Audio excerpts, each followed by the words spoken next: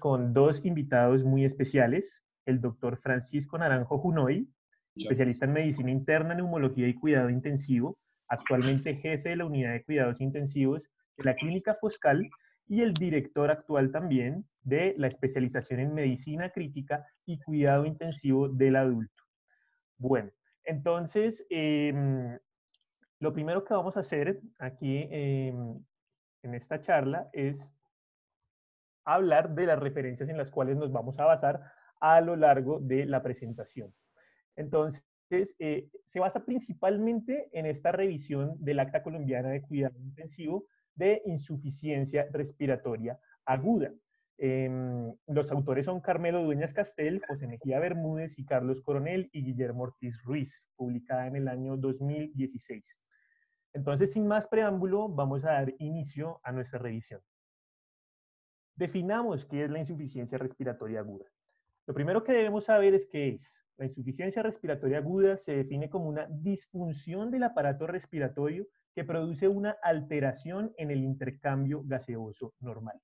Pero entonces, esta insuficiencia respiratoria aguda, inmediatamente tenemos que partir de una clasificación que es la que nos la va a dividir en insuficiencia de tipo hipoxémica e insuficiencia de tipo hipercápnica.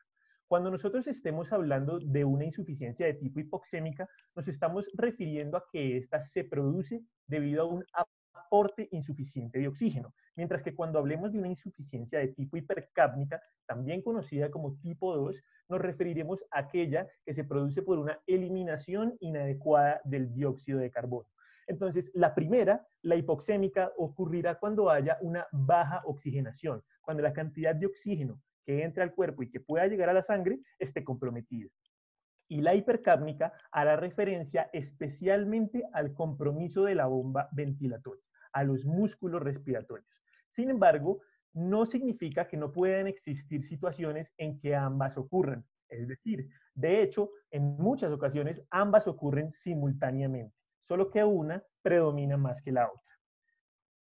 Ahora que ya lo hemos definido, para este tema es muy pertinente comenzar de una vez con la clasificación. La clasificación se puede hacer respecto a varios aspectos. El primero de ellos, que quizás deberíamos traer a colación, es la duración. ¿Por qué la duración? Porque si estamos hablando de que existe una insuficiencia respiratoria aguda, también debemos considerar entonces que pueda existir la cronicidad. ¿Existe un punto de corte para delimitar entre ambas dos? Realmente no. Realmente es un poco más respecto a la clínica que nos trae el paciente y a la patología que está produciendo esta insuficiencia respiratoria aguda. Pero lo que nosotros esperaríamos normalmente es que la ira de clasificación aguda se produzca de minutos a días, mientras que la crónica pues ya sea un trastorno de más de días, meses e inclusive años.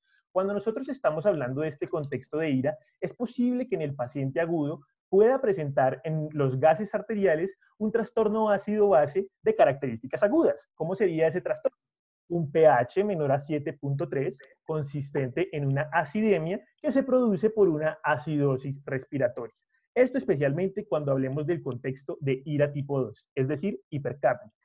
Cuando estemos hablando de la cronicidad, entonces nosotros esperaríamos que quizá el trastorno ácido-base ya estuviese compensado.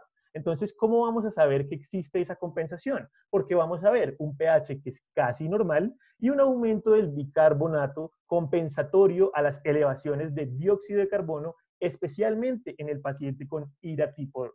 Cuando estemos hablando más un poco acerca de un paciente con una ira tipo 1, es decir, de carácter hipoxémico, algunos de los hallazgos de cronicidad que nos lo pueden sugerir son la policitemia o el cor pulmonal. ¿Por qué la policitemia? Porque el aumento de los glóbulos rojos compensatorio con un fin de atrapar más oxígeno del poco que está llegando es una de las características que nos pueden hacer sospechar en cronicidad. ¿Y el cor pulmonale por qué? Entonces, recordemos que el cor pulmonale es la falla cardíaca de ventrículo derecho consecuente a una hipertensión pulmonar. ¿Por qué se produciría una hipertensión pulmonar en una enfermedad pulmonar crónica? Porque recuerden que cuando los pulmones son sometidos a hipoxemia durante mucho tiempo, o bueno, realmente cuando son sometidos a hipoxemia, uno de los mecanismos compensatorios es la vasoconstricción pulmonar. Esa es una de las reacciones que se producen ante la hipoxemia. Por lo tanto, como la vasoconstricción pulmonar es generalizada, eso genera un aumento de la resistencia vascular pulmonar y nos lleva a hipertensión pulmonar. Eso aumenta la poscarga para el ventrículo derecho, la hipertrofia del ventrículo derecho y más adelante la disfunción de ese ventrículo derecho. Entonces, bajo este contexto, este tipo de hallazgos nos permiten pensar en si es una insuficiencia aguda o si es crónica, pero lo que más nos va a hablar de si verdaderamente responde agudo o crónico, pues es precisamente en la clínica del paciente. Entonces, un ejemplo muy clásico de una ira aguda sea aquella que se produzca por un trombo pulmonar, o una crónica sería aquella que se produzca en el paciente con EPOC, que aquí inmediatamente abrimos lugar a la clasificación de crónica agudizada, porque el paciente epocoso ya viene con el paciente epocoso de larga data ya viene con una hipercapnia que ya está establecida, pero que inclusive si ese EPOC presenta una exacerbación, entonces puede presentar una ira de tipo crónica agudizada. Esta sería nuestra primera clasificación. La segunda sería la clasificación respecto a la etiología. Entonces, si nos referimos a la etiología, es bastante complicado porque realmente la falla respiratoria termina funcionando finalmente como una condición que se presenta en muchas causas. Entonces, ¿cómo la podríamos tratar de abordar en categorías? La falla respiratoria aguda puede producirse por trastornos que ocurran a nivel neurológico, a nivel cardiovascular y a nivel pulmonar. Entonces, cuando estamos hablando de neurológico nos referimos tanto al sistema nervioso central como al sistema nervioso periférico. En el contexto del sistema nervioso central, esperaríamos principalmente que lo que se afecte sean los núcleos respiratorios que se encuentran en el tallo cerebral. ¿Cómo puede ocurrir esto? Principalmente puede ocurrir por el uso de medicamentos, especialmente los sedantes en el contexto de la anestesia o la intoxicación, por ejemplo, por opioides. ¿Qué más puede ocurrir? Una lesión intracraneal, ya sea por hemorragia o por accidente cerebrovascular, y una encefalopatía metabólica que también nos podría llevar a lo mismo. En el contexto de la afectación del sistema nervioso periférico, vienen a jugar todas las enfermedades que se correlacionan con trastornos de nervios periféricos, como cuáles: síndrome de Guillain-Barré, distrofia muscular de Duchenne, el botulismo, las lesiones del nervio frénico, todas estas se agrupan dentro de esta enfermedad neuromuscular, pero adicionalmente abrimos un pequeño lugar para los trastornos de la pared torácica que nos pueden causar una restricción de la expansión pulmonar y relacionarse con la falla respiratoria, como cuáles, como la obesidad, la cifoescoliosis, que van a terminar siendo resistencia de la pared torácica a que el pulmón se expanda, pudiendo llevar una falla respiratoria. Cuando nos referimos ya al campo cardiovascular, hablamos principalmente de la falla cardíaca. La falla cardíaca que puede ser producida ya sea por un infarto agudo de miocardio o por alguna valvulopatía. Estas fallas cardíacas, especialmente las de ventrículo izquierdo, nos van a llevar a que se acumule la sangre en la circulación pulmonar, nos lleve a una extravasación del plasma y un consecuente edema pulmonar cardiogénico, que va a ser el encargado de producirnos esta falla respiratoria. A su vez también está el ejemplo clarísimo en el contexto vascular del embolismo pulmonar, que más tarde lo iremos abordando un poco más. Y respecto ya hablando intrínsecamente del pulmón o pertinentemente del sistema respiratorio, podemos tener afectado o las vías aéreas o los alveolos. Entonces, cuando hablemos de las vías aéreas, pensaremos, por ejemplo, en enfermedades como el asma, como el angioedema, como la parálisis de las cuerdas vocales, y cuando estemos hablando de los sacos alveolares, nos referiremos a todo lo que se trate de una consolidación pulmonar, del llenado alveolar. ¿Cómo cuál? Como el infarto pulmonar, el edema pulmonar, la neumonía en la que la consolidación es por pus, o también podríamos pensar en el colapso alveolar que se produce en las atelectasias. Una vez ya abordada esta clasificación de etiología, vamos a la más importante y la que finalmente termina siendo determinante, que es la clasificación gasométrica. ¿Por qué gasométrica? Porque los gases arteriales son los que nos van a dar el valor de presión arterial de oxígeno, que es con el cual haremos el diagnóstico de insuficiencia respiratoria aguda. Entonces, cuando estamos hablando de una ira hipoxémica, la presión arterial de oxígeno debe ser menor a 60 milímetros de mercurio a nivel del mar. Y cuando estemos hablando de ira tipo 2, es decir, la hipercápnica, tendremos una presión arterial de dióxido de carbono mayor a 50 milímetros de mercurio, valga la redundancia, a nivel del mar. Los valores, por ejemplo, en Bogotá o en alturas aún más grandes, varían, como ya iremos viendo más adelante. Entonces, Cada uno de estos tipos de ira responde a ciertos mecanismos fisiopatológicos. Cuando estamos hablando de la ira de tipo hipoxémico, vamos a basarnos principalmente en 5 mecanismos fisiopatológicos. El shunt, la alteración en la ventilación-perfusión, el deterioro de la difusión, la hipoventilación alveolar y la baja presión inspirada de oxígeno. Iremos revisando uno por uno cada uno de estos. Y respecto a la hipercápnica, el mecanismo fisiopatológico principal que la explica es uno de los que hace parte de la ira hipoxémica, que es la hipoventilación alveolar. De hecho, la hipoventilación alveolar tiene mayor predominio para producir una ira de carácter hipercápnico más que hipoxémica. ¿Por qué se produce una hipoventilación alveolar? Vamos a ver más adelante que hay 2 determinantes fundamentales que son la depresión de los centros respiratorios o la disfunción de la bomba muscular. Debemos tener en cuenta también que esto no aplica tanto en pacientes crónicos, es decir, por ejemplo, un epocoso de larga data, porque como decíamos, ya ha desarrollado una hipercapnia a lo largo del tiempo por el atrapamiento aéreo de CO2, y ese CO2 que se ha acumulado en ese paciente epocoso, pues produce una alcalemia metabólica compensatoria que finalmente en este paciente estos valores de CO2 pues ya no van a poder funcionar de la misma forma que en un paciente sano, porque ya van a estar acostumbrados a niveles de CO2 más altos. Entonces en ellos nos vamos a guiar un poco más por la clínica, como iremos viendo. Entonces, ya que hemos dado lugar a los mecanismos fisiopatológicos que lo explican, vamos a abordarnos en ello a profundidad. Entonces, vamos a comenzar a hablar de la fisiopatología de la insuficiencia respiratoria aguda. Quiero resaltar que esto es en lo que más nos enfocaremos a lo largo de la práctica, a lo largo de la charla, perdón, porque es algo que representa muchas veces mucha dificultad para el estudiante y que inclusive cuando yo lo estuve preparando también me costó bastante trabajo llegarlo a comprender. Entonces creo que es muy pertinente que podamos desglosarlo y entenderlo correctamente. Entonces, vamos a comenzar hablando de la ira hipoxémica, que como dijimos, responde a 5 mecanismos fisiopatológicos principales que son los que tenemos acá. Debemos recalcar que el más importante de ellos es la alteración en la ventilación-perfusión. Es el que más se presenta en los servicios de urgencias en los pacientes que están cursando con una falla respiratoria aguda. Sin embargo, todos los mecanismos a largo plazo terminan por deteriorar el intercambio de gases y eventualmente también pueden desarrollar una hipercapnia. Entonces, vamos a comenzar hablando del primero, alteración en la relación ventilación-perfusión.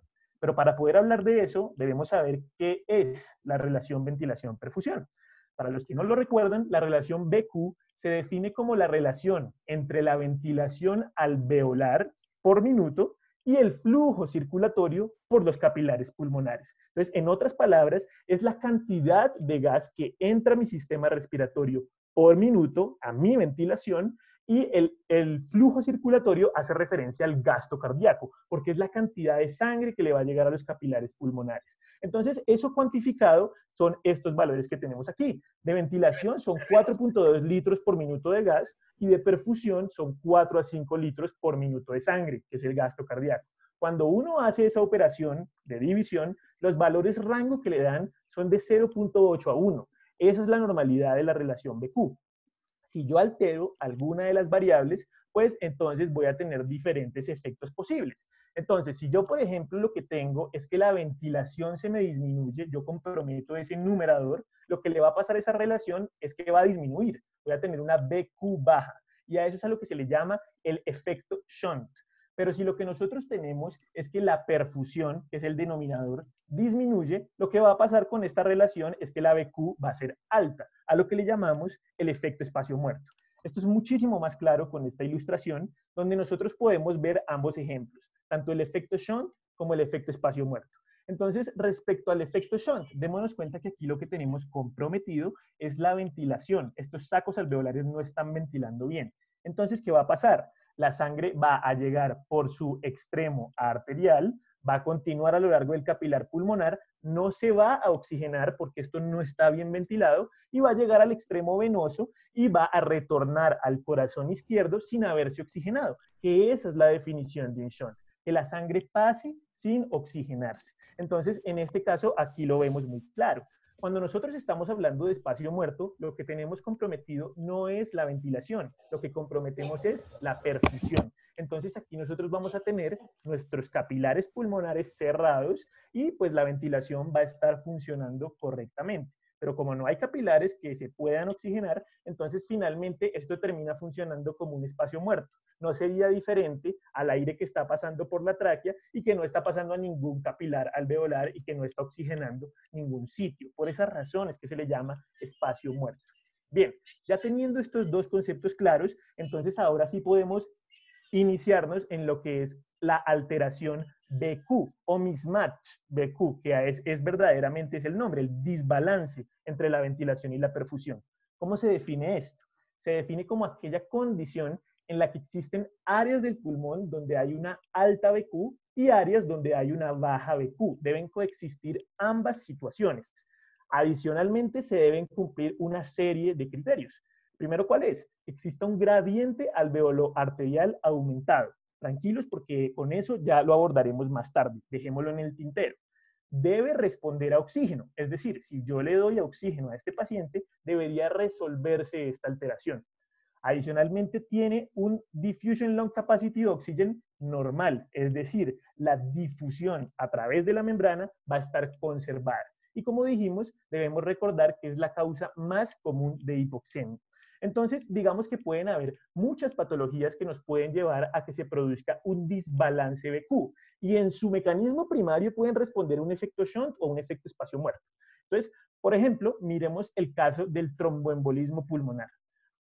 Antes de enfocarnos en este caso de tromboembolismo pulmonar, imaginemos en este esquema lo que sería un pulmón normal. Entonces, aquí nosotros estaríamos teniendo una arteria pulmonar que está llevando toda esa sangre desoxigenada y se ramifica hacia dos potenciales sitios. Supongamos lado izquierdo y lado derecho. Entonces, en este caso estamos yendo a un pedazo de pulmón que está súper bien ventilado, todo muy correcto. Esta sangre que llegó desoxigenada con una saturación de oxígeno del 75%, se me está oxigenando hasta un 95%. Lo mismo ocurre en el otro lado. Entonces, como tenemos igual ventilación que perfusión, nuestra relación va a estar conservada en ambos sitios. Pero ahora, ¿qué pasaría si yo lo que hago es comprometer una de las rutas? ¿Cómo sería esto? Con un tromboembolismo pulmonar. Un coágulo que se ponga aquí en el camino de una de las rutas, ¿a qué me va a llevar? A que se me reduzca la perfusión, porque la sangre no va a poder pasar porque el coágulo está obstruyendo. Y si pasa, va a pasar muy poquita. Entonces vean cómo aquí la sangre va a reducir su cantidad, pero no va a tener ningún problema para oxigenarse. El poquito de sangre que logre pasar por acá se va a oxigenar correctamente porque la ventilación no está comprometida. Ahora, ¿qué pasa? Toda esta sangre que se me está acumulando antes del coágulo va a coger por la otra ruta. Entonces es muchísima sangre la que se va a redistribuir a otras zonas del pulmón y va a llegar a unos sacos alveolares que están diseñados para recibir una cantidad de sangre puntual, no tanta sangre como está llegando en este caso. Entonces el oxígeno que hay en estos sacos alveolares no va a ser suficiente para oxigenar toda la sangre que está llegando redistribuida. Entonces, ¿qué es lo que vamos a tener? Que aquí llegando, por ejemplo, con un 75% de saturación de oxígeno, va a alcanzar como máximo un 80%, suponiendo un ejemplo. Y el problema es que cuando toda la sangre confluya nuevamente en las venas pulmonares para retornar a corazón izquierdo, pues vamos a tener una mezcla en la que va a haber sangre con 80% de saturación, que es mucha, y muy poquita sangre con una saturación de 95%. Entonces, finalmente, ¿esto qué es lo que nos va a dar? Una saturación que está por debajo de los valores normales. Esto sería la hipoxemia. Entonces, en teoría, como responde a oxígeno este tipo de mecanismo, evaluemos por qué es que responde a oxígeno. Si yo le pongo mucho oxígeno a este paciente, pues aquí en la primera ruta de arriba no va a pasar nada, porque pues aquí está ventilando normal y la poca sangre que pasa, pues pasa de 75% a 95%, no hay nada más que hacer. Pero en el otro lado, en la otra ruta, aquí sí se nos va a solucionar el problema, porque yo tenía mucha sangre para una cantidad de oxígeno normal, pero ahora voy a tener mucho oxígeno para mucha sangre, es decir, voy a equilibrar la balanza. Y de esa forma, la ventilación-perfusión se soluciona. Por estas razones que nosotros decimos que responde a oxígeno. Ahora, otro caso muy interesante es la neumonía. Entonces, ¿qué ocurre en la neumonía? Especialmente en las neumonías leves a moderadas que me comprometen regiones pequeñas del pulmón. Yo voy a tener una región del pulmón que va a estar en sus alveolos llenos de pus, es decir, mal ventilados, pero con una perfusión correcta. Pero entonces, ¿cuál es el mecanismo que tienen los capilares pulmonares cuando son sometidos a una hipoxemia? Cuando eso ocurre, se produce la vasoconstricción hipóxica pulmonar, es decir, todos estos vasos que están en contacto con los alveolos que están mal ventilados se van a cerrar. Y como esto se cierra, toda esa sangre se tiene que redirigir a otros vasos que me lleven a alveolos que estén bien ventilados. Entonces, de alguna forma se replica la misma situación que evaluamos previamente. Y por esta misma razón es que también nos va a responder a oxígeno siempre y cuando la neumonía no sea muy grave, no nos comprometa regiones muy amplias del pulmón. Ya más adelante vamos a ver que cuando comprometa regiones muy amplias va a hacer referencia más a un mecanismo de shunt pulmonar. Entonces, si yo le doy oxígeno a esta persona, va a ocurrir exactamente lo que habíamos hablado. Va a haber mucho oxígeno para la mucha sangre que se redistribuyó y finalmente voy a solucionar el trastorno. Ahora, ya que entendemos el primer mecanismo, que es el del desbalance BQ, hablemos del segundo, que es el shunt. Entonces, el shunt se define como una condición en la que parte de la sangre venosa llega al sistema arterial sin pasar a través del pulmón. Ese sería un shunt anatómico, pero también está el funcional, que es cuando la sangre llega al sistema arterial sin lograr oxigenarse en el pulmón. Entonces, ¿qué es muy importante de este mecanismo puntual de shunt completo, de derivación completa? Que no responde a oxígeno. Dentro de su definición tiene que estar que no responda a oxígeno. Y el gradiente alveolo arterial también va a estar aumentado, pero es algo que veremos más adelante. La forma más fácil de entender un shunt completo es imaginar un shunt de derecha a izquierda. Aquí hago referencia con derecha e izquierda. Imaginemos un corazón al cual le llega toda la sangre de la circulación sistémica desoxigenada y inmediatamente desde el corazón derecho pasa al corazón izquierdo sin ir a oxigenarse al pulmón. Entonces, toda esa sangre desoxigenada que está pasando de derecha a izquierda, pues jamás va a oxigenarse y va a ser expulsada a través del ventrículo izquierdo a la circulación sistémica desoxigenada. Esa es la definición literal del shunt. ¿Y cuándo ocurriría eso? En una alteración anatómica, por ejemplo, cuando ocurre una malformación cardíaca congénita donde se produzca ese shunt de derecha a izquierda. Pero esto no es lo más frecuente. Realmente lo más frecuente es que se me produzcan contextos funcionales, donde lo que se me afecta es la función pulmonar, donde el pulmón no está siendo capaz de oxigenar la sangre que pasa por ahí. Entonces, para que llegue a ser un shunt tan grave como para que no responda a oxígeno, debe ser una alteración en la ventilación-perfusión muy severa, que me lleve a una desaparición casi que total de la ventilación regional. Debe comprometérseme considerablemente esa ventilación pulmonar, porque de lo contrario, todos esos mecanismos que evaluamos previamente de redistribución del flujo podrían responder a oxígeno. Entonces, ¿cuáles son los ejemplos más puntuales para comprender esto? La neumonía severa, el síndrome de distrés respiratorio agudo, el edema pulmonar, la telectasia, sobre todo en contextos donde abarquen regiones muy amplias. Si pensamos en la neumonía severa, si tenemos muchos sacos alveolares en el pulmón llenos de pus, pues va a ser muy difícil poder oxigenar la sangre. Lo mismo pasa en el SDRA, con todo ese exudado inflamatorio y esas membranas hialinas que nos están impidiendo que se oxigenen los capilares alveolares. Edema pulmonar exactamente lo mismo y en atelectasia precisamente por el colapso alveolar. Entonces, volvemos a mostrar nuestro pulmón normal, las dos rutas correctamente funcionando, pero ¿qué pasa si yo lo que hago es quitar de la ecuación el paso de la sangre por los sacos alveolares? Y sencillamente lo que tengo es un shunt de derecha a izquierda, que la sangre pase inmediatamente desde el ventrículo derecho o desde el corazón derecho a corazón izquierdo y jamás visite el pulmón. Lo que voy a tener es un shunt y la sangre no se va a oxigenar, va a permanecer en una saturación de oxígeno la hemoglobina de 75% y nos quedaremos con hipoxemia. Entonces, imaginemos qué pasaría si nosotros le ponemos oxígeno al 100% a este paciente con shunt. Pues no va a pasar nada, porque el oxígeno va a llegar, es aquí a los sacos alveolares, y aquí no hay capilares alveolares que puedan recibir el oxígeno. Por esa razón, no responde a oxígeno. Y en el caso de la neumonía, que es muy grave, donde me abarca regiones muy amplias, pues exactamente va a pasar algo muy similar. ¿Por qué? Porque la sangre va a pasar, pero se va a encontrar con unos alveolos que están mal ventilados, que este pus no está permitiendo el paso del oxígeno y por lo tanto la sangre va a seguir su camino sin haberse oxigenado.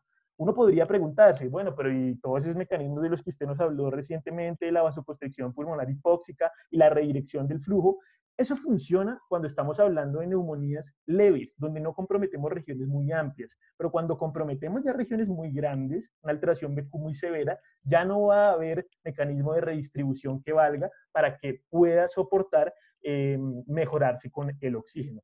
Entonces, de esta forma se explicaría el shunt.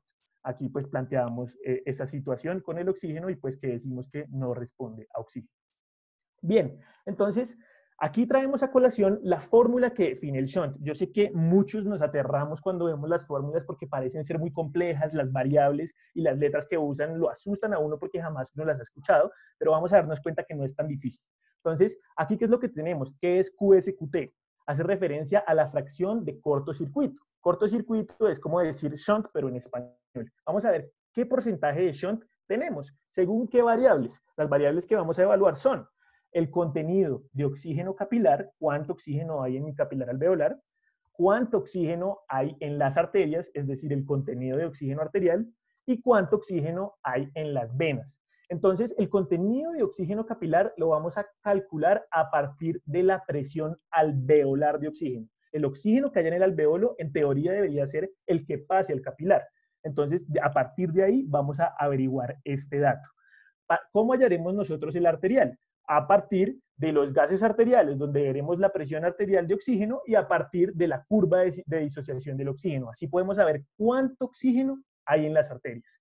Y en cuanto al contenido de oxígeno venoso, lo podemos suponer a partir de una extracción de sangre venosa, y la mejor forma de saberlo sería cogerlo de la arteria pulmonar, que es el punto antes de que llegue a los capilares alveolares. Entonces, ya teniendo en cuenta cuál es cada una de estas variables, démonos cuenta que lo que tenemos aquí es una diferencia entre oxígeno capilar y oxígeno arterial. Y aquí una diferencia entre oxígeno capilar y oxígeno venoso.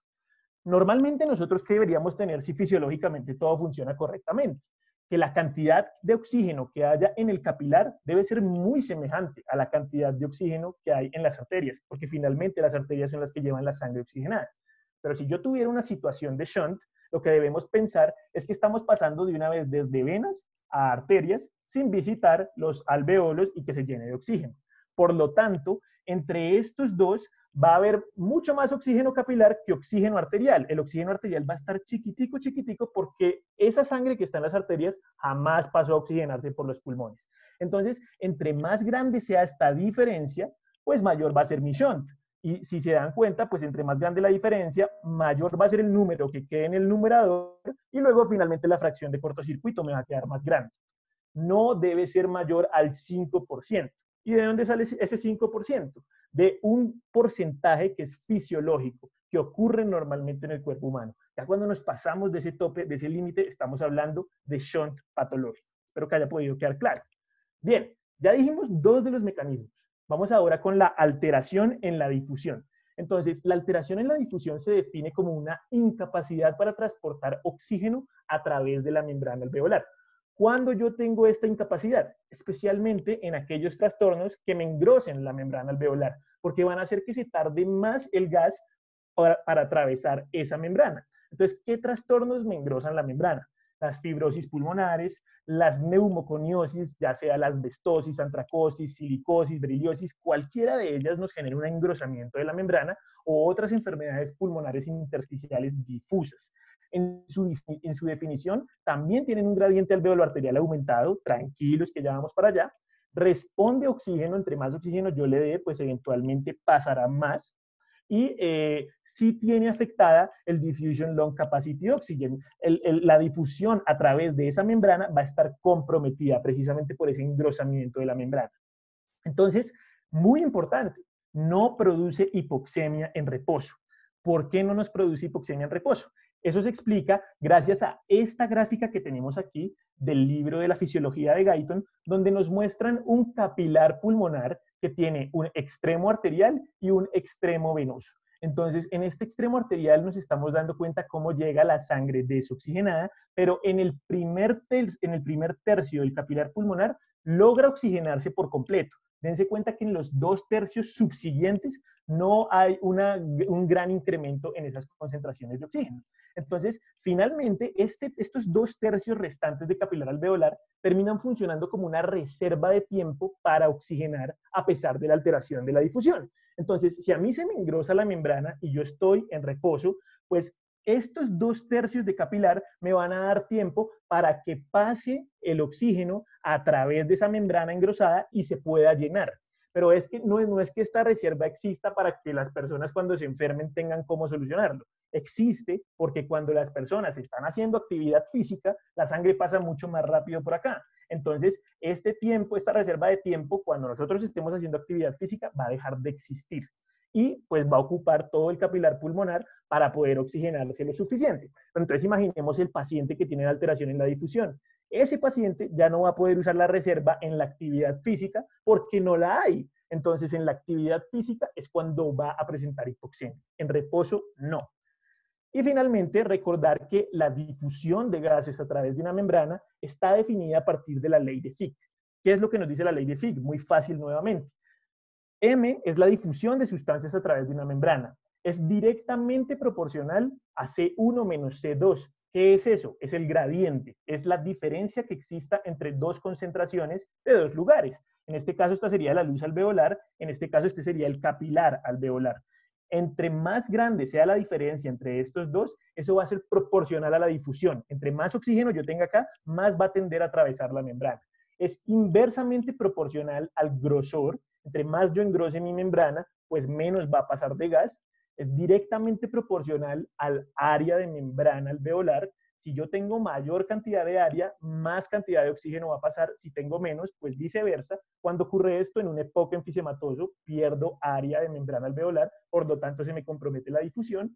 Y la D es del coeficiente de difusión de los gases. No es lo mismo uno hablar del oxígeno, hablar del dióxido de carbono. El dióxido de carbono difunde mucho más fácil que el oxígeno, por lo tanto, eso favorece aún más la difusión de sustancias a través de la membrana. Espero que haya podido quedar claro también. Bien, entonces ya llevamos 3 mecanismos. Vamos ahora con el cuarto, que es baja presión inspirada de oxígeno. Ojo, es presión inspirada de oxígeno, es decir, PO2, no FiO2. Una confusión que se presenta muy frecuentemente es pensar que FiO2 y PO2 son lo mismo. No, FiO2 es la fracción inspirada de oxígeno que es la misma aquí en Bogotá, a nivel del mar, en Pekín, en el Everest, donde quieran. ¿Por qué? Porque la presión atmosférica, el 21% corresponde al oxígeno en todas partes, pero la presión atmosférica varía dependiendo del lugar. A nivel del mar es 760 milímetros de mercurio. En Bogotá es 560 milímetros de mercurio. Y en el Everest seguramente sea mucho más pequeña. Entonces, cuando yo le haga el 21% a cada uno de esos valores, los resultados van a ser diferentes. Y entre más grande sea la altura, pues la PO2 va a ser menor. Entonces, cuando nosotros, por ejemplo, estamos en grandes alturas con bajas presiones atmosféricas como el Monte Everest, las personas que no estén acostumbradas a este tipo de alturas van a tender a entrar en hipoxemia. ¿Por qué? Porque pues no es suficiente el oxígeno que están inspirando para satisfacer sus necesidades. Y por lo tanto, la respuesta compensatoria que van a tener es hacer una hiperventilación. Una hiperventilación en un afán de obtener más oxígeno. Entonces esos pacientes o pueden cursar con una normocapnia o con una alcalosis respiratoria por la pérdida de CO2 ante la hiperventilación. Y debemos aclarar que tiene un gradiente alveolar arterial normal. Frescos que ya vamos para allá. Nos queda el último, bueno, entonces aquí está la ecuación de la disminución de la PO2. Recordar que la PO2 está determinada por lo que les decía, simplemente escoger presión atmosférica, multiplicarla por la PO2. Y eso me dice cuánto voy a inspirar de oxígeno, pero no necesariamente es la cantidad que va a ingresar a la vía aérea. ¿Por qué no? Porque en la vía aérea también hay vapor de agua. Y ese vapor de agua ocupa un espacio potencial para el oxígeno. Entonces nosotros tenemos que sacar a ese vapor de agua de la consideración y por eso restamos la presión de vapor de agua. La presión de vapor de agua normalmente es de 47 milímetros de mercurio y la FiO2 es, como les decía, del 21%. Recordemos entonces que esa presión atmosférica puede afectarse por altura o por combustión. Bueno, aquí faltó explicar un pequeño ejemplo que aquí no nombramos, la inhalación de humo por exposición al fuego. Recordemos que el fuego, para poder avivarse, pues se alimenta del oxígeno a partir de la combustión. Y ese oxígeno que está siendo implicado en esa combustión es oxígeno que se pierde en la atmósfera, y que si una persona está atrapada en el fuego, pues no va a tener oxígeno para respirar porque todo el fuego lo está consumiendo. Entonces eso también nos reduciría la presión inspirada de oxígeno. Bien, esta es la fórmula que nos lo determina, ya la estudiamos. Y ahora sí, damos lugar al último mecanismo fisiopatológico, que es la hipoventilación, y que, como decíamos, a su vez es la que también define la insuficiencia respiratoria hipercápnica. Entonces, ¿por qué se produce la hipoventilación? Por dos razones principales. O porque yo tenga una depresión de los centros respiratorios, o porque tengo una disfunción de la bomba muscular. En otras palabras, que lo que tenga afectado es el sistema nervioso, o que lo que tenga afectado son verdaderamente los músculos respiratorios. Entonces, respecto al primer caso, depresión del centro respiratorio, el impulso respiratorio va a ser abolido o disminuido con una reducción de la frecuencia respiratoria, con lo cual se genera hipoventilación e hipercapnia. Recordemos que los centros respiratorios que se encuentran en el tallo cerebral son los que nos dan como el marcapaso para la frecuencia respiratoria. Si ellos no se activan correctamente, la frecuencia respiratoria va a disminuir. Luego la persona estaría hipoventilando. Y si hipoventila, pues lo va a llevar a una hipercapnia. Es una causa frecuente de insuficiencia respiratoria aguda tipo 2 en anestesia, porque en anestesia es donde usamos esos fármacos hipnóticos, sedantes, que lo que van a hacer es deprimir estos centros respiratorios, y pues normalmente lo que ellos hacen es ventilar al paciente, y si ellos pues llegan a fallar en esa hipoventilación, en esa ventilación, pues el paciente puede comenzar a hipoventilar, ¿correcto? ¿Qué más causas tenemos potenciales? El accidente cerebrovascular, la hemorragia subaracnoidea, trauma cráneoencefálico, infecciones del sistema nervioso central, encefalopatías tóxicas, todas ellas pueden afectarnos los núcleos respiratorios. Bien, eso sería por ese lado el sistema nervioso central. Ahora pensemos en la disfunción de la bomba muscular. ¿Cuándo nos puede pasar esto? Esto aquí se ve como mucho y asusta inclusive, pero es fácil.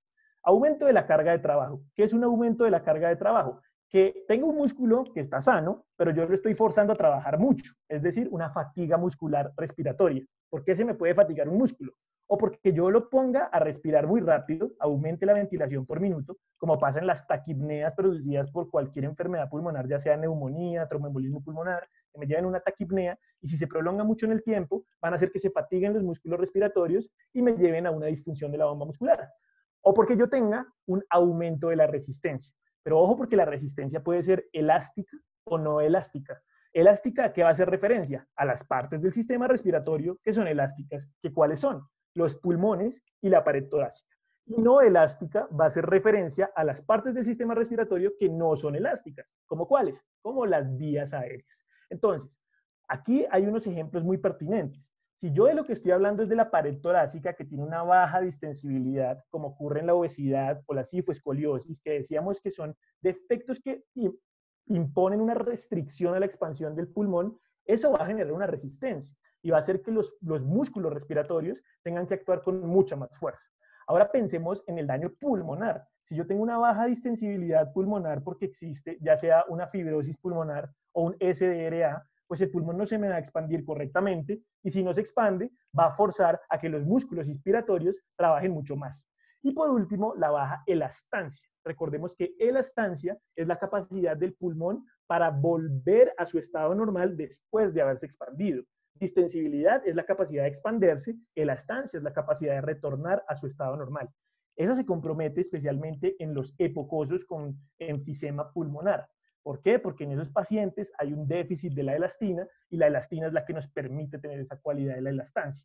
Ante esa situación se produce atrapamiento aéreo, atrapamiento de CO2, y entonces los músculos expiratorios tienen que trabajar muchísimo más, con mucha más fuerza, produciendo una fatiga muscular respiratoria. Y esta resistencia no elástica que dijimos que era la de las vías aéreas, pues se refiere a que yo, por ejemplo, cierre la vía aérea, como ocurre en el asma por broncoconstricción, o que la llene de moco, como ocurre en la bronquitis crónica. Entonces eso también va a representar una mayor fuerza para los músculos respiratorios y una potencial fatiga muscular. Ahora, esto es cuando tenemos fatiga muscular y músculo sano. Ahora imaginemos la otra situación. No hay fatiga, pero hay músculo dañado. No es un músculo sano, sino un músculo dañado, que realmente responde a dos posibles situaciones. O que no sea precisamente el músculo dañado, sino el nervio periférico que le está enviando la señal, o que sea literalmente el músculo dañado. Entonces, en el primer caso, que es la disfunción neuromuscular, pues los ejemplos son claros. La parálisis del nervio frénico, el síndrome de Guillain-Barré, la distrofia muscular de Duchenne, esclerosis lateral amiotrófica, todos estos nos comprometen los nervios periféricos y van a impedir que se envíe la señal al músculo para que se contraiga. Y en la disfunción muscular, lo que yo voy a tener ya es una falla intrínseca de ese músculo. Los ejemplos más claros son las miopatías, pero son los menos frecuentes. Lo más frecuente es que nosotros tengamos, por ejemplo, una debilidad muscular metabólica, como la hipocalemia, que la hipocalemia clásicamente lleva a debilidad muscular, o el EPOC, o la EPOC, perdón. ¿Por qué la EPOC? Porque el atrapamiento aéreo aplana los diafragmas. Cuando uno ve una radiografía de un paciente pocoso de larga data, tiene aplanados sus semidiafragmas y eso impide que la mecánica muscular funcione correctamente. Entonces, de esta forma explicamos todas las potenciales causas de la hipercapnia. Y esa hipercapnia también se define por una ecuación. Esta quizás es la más fea de todas y la que más probablemente lo asuste a uno, pero créanme que también es muy sencilla. ¿Qué es este primer valor? La presión arterial de dióxido de carbono. Entonces, recordemos que esta es la que nos determina si el paciente está en hipercapnia o no. ¿Y por qué determinantes está regida? Por dos principales. Por la cantidad de CO2 que yo produzco en un minuto y por la ventilación alveolar. Entonces, si yo produzco más CO2, pues en mis arterias se va a incrementar el CO2. Si yo reduzco la ventilación, es decir, tengo una hipoventilación, se me va a acumular el dióxido de carbono en la sangre. Por esa razón es inversamente proporcional. Si este baja, este otro sube. Y de aquí se explica este pedazo de la ecuación. Pero entonces, ojo, porque se pone un poquito más complicado. ¿Cómo nosotros hacemos para saber cuál es la ventilación alveolar? Entonces nosotros tenemos que coger BE, que BE es la ventilación por minuto de todo el sistema respiratorio, y quitarle el pedazo del sistema respiratorio que no hace intercambio, que es el espacio muerto. Entonces, le quitamos el espacio muerto y ya podemos saber qué es lo que ocurre solo en los alveolos. Pero entonces, ojo aquí, porque tampoco sabemos cómo calcular esta ventilación por minuto. ¿O sí lo sabemos? Claro que sí. ¿Cómo lo hacemos? La ventilación por minuto es equivalente al volumen tidal por la frecuencia respiratoria. Que el volumen tidal finalmente termina siendo la bocanada de aire que yo inspiro y que a la vez expiro. Ese es el volumen tidal. Ahora yo necesito saber cuántas veces hago eso yo en un minuto. Pues lo multiplico por la frecuencia respiratoria. Y eso me diría cuál es la ventilación por minuto, pero de todo el sistema respiratorio. Si yo quiero saber cuál es solo la de los alveolos, tengo que quitarle el espacio muerto, que es precisamente lo que hacemos aquí restándole este BD. Y de esa forma podemos explicar todos los determinantes de la hipercapnia. Si yo afecto cualquiera de estas variables, me puede llevar a producir hipercapnia. Ahora, por ejemplo, en el caso de la producción de dióxido de carbono, si se aumenta, como es en las situaciones en las que hay un mayor metabolismo, ya sean quemaduras, sepsis, agitación, ejercicio, hipertermia, ingesta hipercalórica, temblor o convulsiones, todo eso me lleva a mayor metabolismo, mayor producción de CO2 y por lo tanto potencialmente generaría una hipercapnia. Pero no es lo más frecuente. Realmente la causa más frecuente de hipercapnia es la hipoventilación, que fue la que nombramos hace un momento y en la que más profundizamos. Y por último, también estaría, por ejemplo, comprometer el espacio del alveolo, es decir, aumentar el espacio muerto y reducir la ventilación alveolar. Si yo aumento el espacio muerto, me lleva a hipercapnia. ¿Cuándo pasa eso, por ejemplo? Cuando hay un aumento en la presión positiva al final de la expiración. ¿Cuándo ocurre eso? El paciente epocoso, de larga data, que tiene acumulado el CO2, ese CO2 que está muy acumulado en ese tórax, lo que va a hacer es comprimirme los vasos, porque eso está lleno de gas por dentro, me comprime los vasos, y acuérdense que si se comprimen los vasos, se compromete la perfusión y lo que tenemos es un espacio muerto. Entonces, todos estos son ejemplos de cómo podemos llegar a una hipercapnia. Listo. Entonces, importante saber, esto lo podemos medir en la unidad de cuidados intensivos a partir de la capnografía volumétrica, y ya terminamos los mecanismos fisiopatológicos. Y por fin llegamos a esto que yo les nombraba tanto, que era el gradiente alveolo arterial. Entonces, el gradiente alveolo arterial es la diferencia que existe entre la presión alveolar de oxígeno y la presión arterial de oxígeno. Yo voy a ver cuánto oxígeno hay en el alveolo, cuánto oxígeno hay en la arteria. Y hago esa resta, pues, para saber cuál es ese gradiente. Ese es un gradiente, la diferencia. Pero entonces hay un problema. El problema es que esta PaO2, la presión arterial de oxígeno, yo la puedo hallar fácilmente en los gases arteriales. pero esta otra yo necesito calcularla. ¿Calcularla con qué? Con otra fórmula. Yo sé, ya deben estar cansados de fórmulas, pero esta es realmente muy sencilla. Aquí lo que tenemos en todo esto grandote que se ve como aterrador es simplemente la presión inspirada de oxígeno, la que habíamos evaluado hace un momento. ¿Cuánto oxígeno va a llegarme a esos alveolos? Pero recordemos que esos alveolos están ocupados por un poco de dióxido de carbono. Entonces tenemos que quitar ese dióxido de carbono para saber cuánto verdaderamente hay de oxígeno. Y eso es lo que hacemos aquí. Cogemos la presión arterial de dióxido de carbono y el coeficiente de respiración, y con esos dos, al quitarlos de esa cuenta, ya podemos saber cuánto oxígeno hay en el alveolo. Entonces esto nos lleva a esta ecuación, que es la que clásicamente conocemos para calcular la PaO2. Entonces, si nos damos cuenta aquí, lo único que necesitamos es la presión arterial de dióxido de carbono, y así hallamos la presión alveolar. Luego, lo único que tenemos que hacer es hacer la diferencia, eso nos da el gradiente, y con ese gradiente ya podemos nosotros saber cuál es el mecanismo potencial del paciente. Pero ojo aquí, los valores normales usualmente oscilan entre 10 a 20, pero realmente deben estar calculados precisamente para la edad. Entonces, ¿cómo lo hacemos? Edad dividido 4 más 4. Por ejemplo, si es 20, 20 dividido 4, 5 más 4, 9.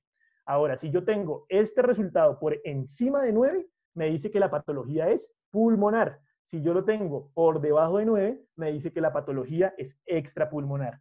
Aquí, ¿por qué hacemos un cambio a estos valores? Dense cuenta que aquí están 760 al nivel del mar, pero si estamos en Bogotá, tiene que ser 560. Y eso nos cambia por completo la ecuación. Entonces, démonos cuenta cómo a partir de ese gradiente alveolar y a partir de todos los datos que hemos hablado a lo largo de la fisiopatología, yo puedo saber una insuficiencia respiratoria a qué mecanismo responde. Si la insuficiencia tiene un gradiente alveolar arterial aumentado, entonces puede ser o que responda a oxígeno o que no responda a oxígeno. Si no responde a oxígeno, eso es un shunt. Si responde a oxígeno, puede ser una alteración BQ o puede ser una alteración en la difusión. ¿Cómo lo diferencio? Con el Diffusion Lung Capacity Oxygen. Entonces, si difunde correctamente, eso es una alteración BQ, porque no está comprometida la membrana. Pero si no difunde, porque está alterada la membrana, es una alteración en la difusión. Por el otro lado de la historia, si yo tengo un gradiente alveolar arterial normal, pues yo puedo tener dos posibles mecanismos, o la hipoventilación o la baja PO2. Cuando hablemos de hipoventilación, decimos que el paciente entra en hipercapnia porque no puede sacar el CO2. Pero cuando estamos en una baja PO2, él tiene la mecánica ventilatoria conservada. Entonces, ¿qué va a tratar de hacer? Hiperventilar para poder obtener oxígeno, y eso lo va a llevar a potencialmente una alcalosis respiratoria o pues sencillamente que permanezca en eucapnia. ¿Listo? Y a partir de esto ya podemos saber cuál es el mecanismo fisiopatológico de la insuficiencia respiratoria. Aquí acabamos fisiopatología. Espero que haya quedado claro. Yo sé que es súper densa, traté de hacerlo lo más sencilla posible. Cualquier duda ya saben que nos la pueden compartir en el chat y la responderemos al final de la charla. Y vamos a iniciarnos en las manifestaciones clínicas. Entonces, respecto a las manifestaciones clínicas, la manifestación más frecuente es la disnea. Entonces, respecto a la disnea, deberíamos saber que, bueno, sí, se puede presentar en la mayoría de insuficiencias respiratorias, pero no necesariamente. ¿Toda persona con disnea tiene ira? No. Y no toda persona con ira tiene disnea. Entonces, ¿cómo podemos saber esto? Porque recordemos que la disnea es una experiencia subjetiva de malestar respiratorio que conlleva a sensaciones cualitativamente distintas y variables en intensidad. Es decir, el paciente debe decirnos, yo siento que tengo dificultad para respirar. Eso es disnea. Pero un ejemplo en el que el paciente no siente que tiene dificultad para respirar es la hipoventilación por opiáceos. Luego existen iras sin disnea. Y también existen disneas sin ira, porque por ejemplo un ataque de pánico difícilmente, casi que imposible, me va a llevar a una insuficiencia respiratoria.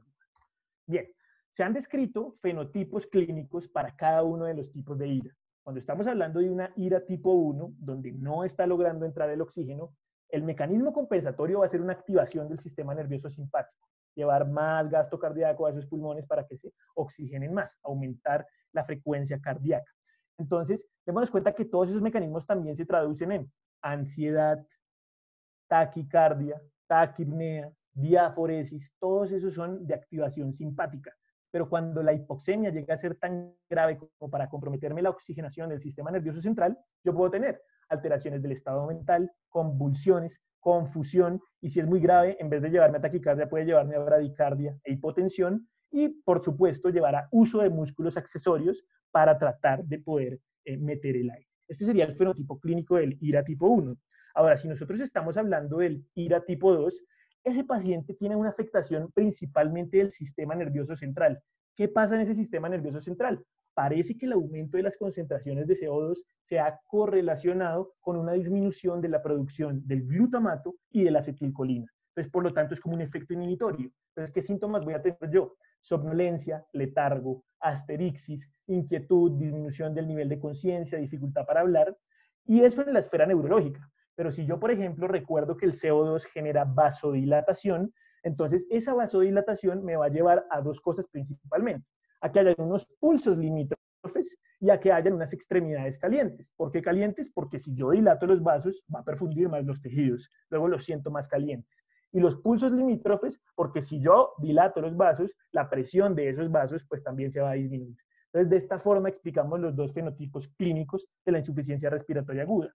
Ahora, uno normalmente no debe buscar el fenotipo de si es una ira hipoxémica o hipercárnica puntualmente. Realmente uno se fija más es en la clínica de la etiología. O sea, vamos a ver si está con una ira por una falla cardíaca, si está con una ira por una neumonía, y realmente las causas que nos pueden llevar a falla respiratoria son muchísimas. Entonces yo, pues perfectamente podría ver desde lo que ocurre en el ambiente hasta lo que ocurre en el sistema nervioso, en el corazón, en los tejidos, y ver todas las causas y evaluar una por una, pero eso no es lo que uno debería hacer. Uno debería buscar por lo prevalente y por lo que la clínica me indica. Entonces aquí tenemos, por ejemplo, una gráfica muy bonita de la semiología de Argente, donde podemos ver cómo hallazgos clínicos correlacionados con disnea, con hipoxemia, con insuficiencia respiratoria aguda, nos orientan a una potencial etiología. Si yo tengo un paciente que me llega con falla respiratoria, tiene edema en miembros inferiores, tercer ruido, ritmo de galope, disnea paroxística nocturna, stertores de burbuja gruesa, yo tengo que pensar que eso es una falla cardíaca. Si yo lo que tengo es un paciente que me viene con fiebre de 5 días, matidez en el tórax, estertores de burbuja gruesa, expectoración amarillenta, soplo brónquico, eso muy probablemente responda a una neumonía. Y de esa misma forma, con todos estos hallazgos, podemos orientarnos hacia la potencial etiología de esa falla respiratoria. Eso entonces en cuanto a la clínica. Pasemos ahora al diagnóstico. El diagnóstico es muy sencillo, es algo que ya acabamos de hablar hace un momento. Pasemos con gasometría y pulsioximetría. La hipoxémica será aquella que tenga una presión de oxígeno menor a 60 y la hipercápnica va a ser la que tenga una presión de CO2 mayor a 50. Eso en el contexto al nivel del mar. Cuando estamos hablando de Bogotá, digamos que los valores no han sido tan estudiados como sí ha sido a nivel del mar, pero básicamente lo que uno escucha entre neumólogos, el consenso que yo dentro de mi corta experiencia clínica he logrado escuchar, es que en Bogotá es menor a 45 y en Bogotá mayor a 40 la PaCO2. Otro posible valor que nos puede orientar es la saturación de oxígeno. Si yo tengo una saturación de oxígeno menor a 90%, puedo comenzar a sospechar que ese paciente tiene una hipoxemia. Y esa PaO2 está por debajo de 60, es una falla respiratoria hipoxémica. ¿Listo? Entonces, lo mismo que decíamos, en el contexto del punto de corte del CO2, no aplica en crónicos por la hipercapnia y alcalemia metabólica compensatoria, y nosotros nos tenemos que fijar más en la clínica del paciente. Si el paciente nos llega con una alteración del sistema nervioso, deberíamos sospechar que potencialmente tenga una falla hipercárnica. Bien, y ya para finalizar, pues pasamos a la parte del tratamiento, del abordaje terapéutico de la falla respiratoria. Entonces, ¿yo cómo abordo una falla respiratoria? Lo principal que yo tengo que hacer, que sí o sí se le da a todas las fallas respiratorias, es oxigenoterapia. Entonces, la oxigenoterapia tiene dos objetivos puntuales: mejorar la oxigenación y reducir el daño pulmonar. Entonces, dependiendo cuál sea la etiología que nosotros tengamos, hay un sinfín de estrategias que podemos usar para reducir el daño pulmonar. Aquí apenas algunos ejemplos. Si yo lo que tengo es una sepsis de origen respiratorio, pues yo le voy a dar antibióticos a ese paciente. Si yo lo que tengo es algún problema con la movilización de las secreciones, pues tengo que hacer control de esas secreciones. Si yo tengo una exacerbación de un asma, entonces probablemente requiera el uso de broncodilatadores para poder reducir el daño pulmonar. Y podríamos agrandar la lista con cada uno de los manejos puntuales de las etiologías, pero esto solo se hace si es necesario. Entonces, eso en cuanto a reducir el daño pulmonar. ¿Qué otras cosas puedo hacer yo para mejorar la oxigenación? Entonces, manejar la agitación, manejar la fiebre, manejar el dolor puntualmente, porque sabemos que un paciente con dolor respira con dificultad. Si nosotros hacemos eso, podemos mejorar la oxigenación. Entonces, ya que estamos diciendo que pues vamos a abordarnos con la oxigenoterapia y que nuestro objetivo va a ser resolver la hipoxemia, debemos resolver también otra pregunta. Si yo soluciono la hipoxemia, ¿garantizo el correcto aporte de oxígeno a los tejidos? No necesariamente. ¿Por qué no necesariamente? Porque el aporte de oxígeno a los tejidos está definido por un montón de variables más, no solo por la presión arterial de oxígeno. La hipoxemia es solo uno de los tipos de hipoxia. Hipoxia no es igual a hipoxemia.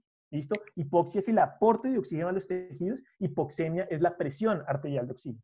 Entonces, si yo tengo una hipoxemia, esa es una potencial causa de hipoxia, pero hay otras causas también, ¿como cuáles? La hipoxia circulatoria. Yo tengo un bajo gasto cardíaco, me está saliendo poca sangre, pero toda esa sangre se está oxigenando correctamente. Así se esté oxigenando correctamente, me va a llegar poca sangre, el paciente va a estar hipoperfundido. Entonces, luego no garantizo el aporte de oxígeno a los tejidos. Anémico, baja concentración de hemoglobina. La baja hemoglobina que haya se puede oxigenar perfectamente, pero si es poca hemoglobina, me compromete el aporte tisular de oxígeno. Disociativa, menor capacidad de saturación de la hemoglobina o mayor afinidad de la hemoglobina por el oxígeno, como pasa en las carboxihemoglobinemia.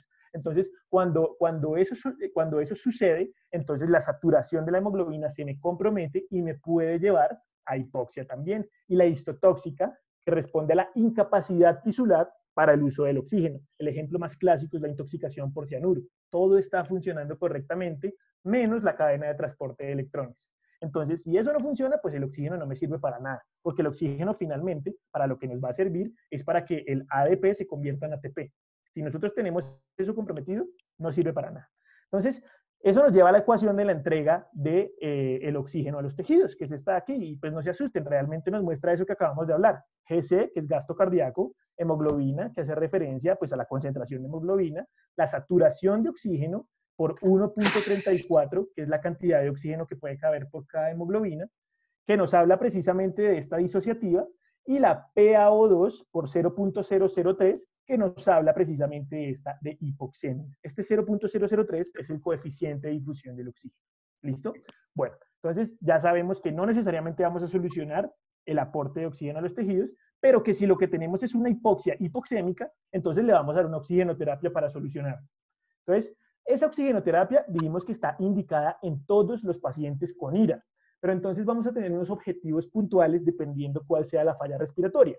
Si yo tengo una falla respiratoria tipo 1, mi objetivo va a ser llevar la saturación de oxígeno mayor al 90%.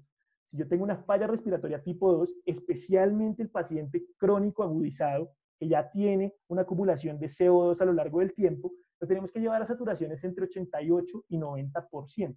¿Por qué? ¿Por qué lo tenemos que llevar a ese rango tan estrecho?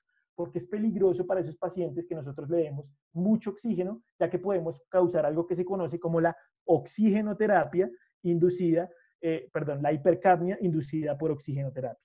¿Por qué? Recordemos que esos pacientes que tienen un EPOC de larga data han acumulado ese CO2 a lo largo del tiempo y esas nuevas concentraciones más altas de CO2 en sangre van a hacer que los quimiorreceptores centrales en el tallo cerebral se desensibilicen a la cantidad tan alta que hay de CO2. Y si recordamos, son esos quimiorreceptores centrales los que dictan el ritmo de la frecuencia respiratoria.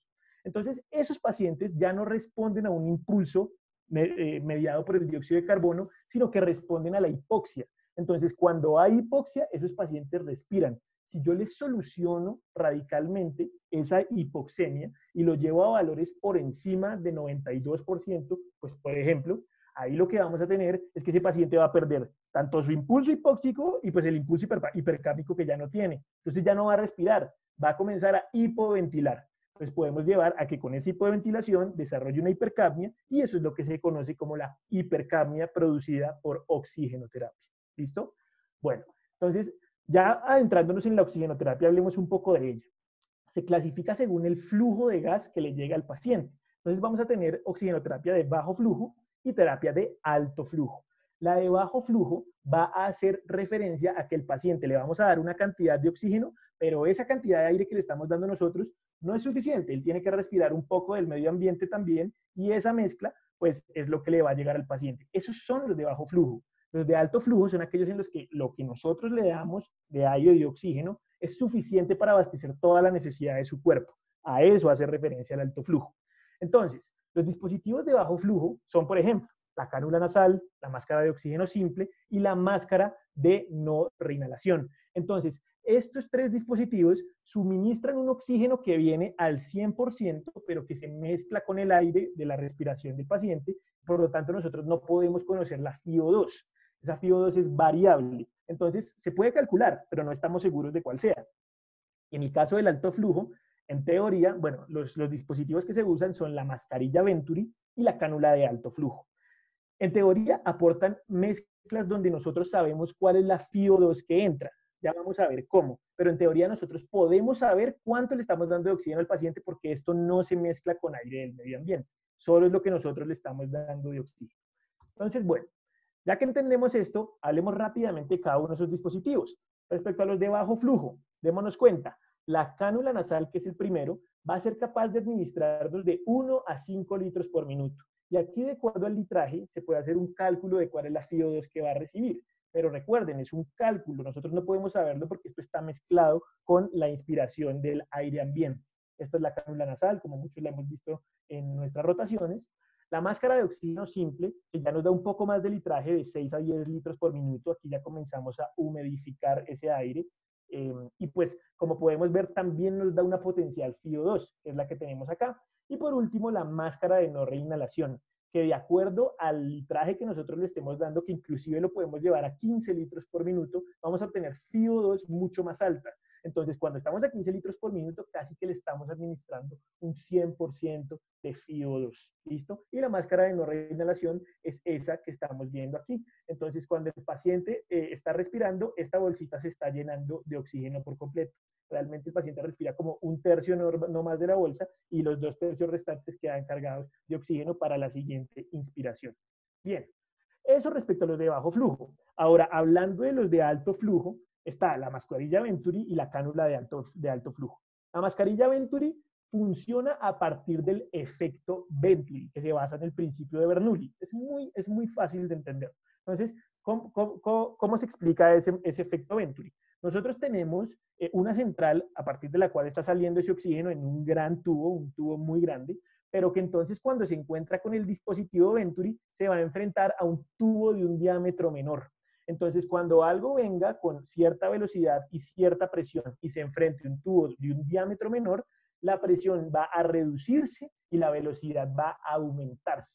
El aumento de esa velocidad me produce una fuerza de succión a través de este tubo que vemos aquí, y esa fuerza de succión va a traerme aire del medio ambiente, pero es un aire que yo tengo calculado, que yo sé cuánto es el que va a entrar, porque lo sé gracias a los diámetros de los tubos.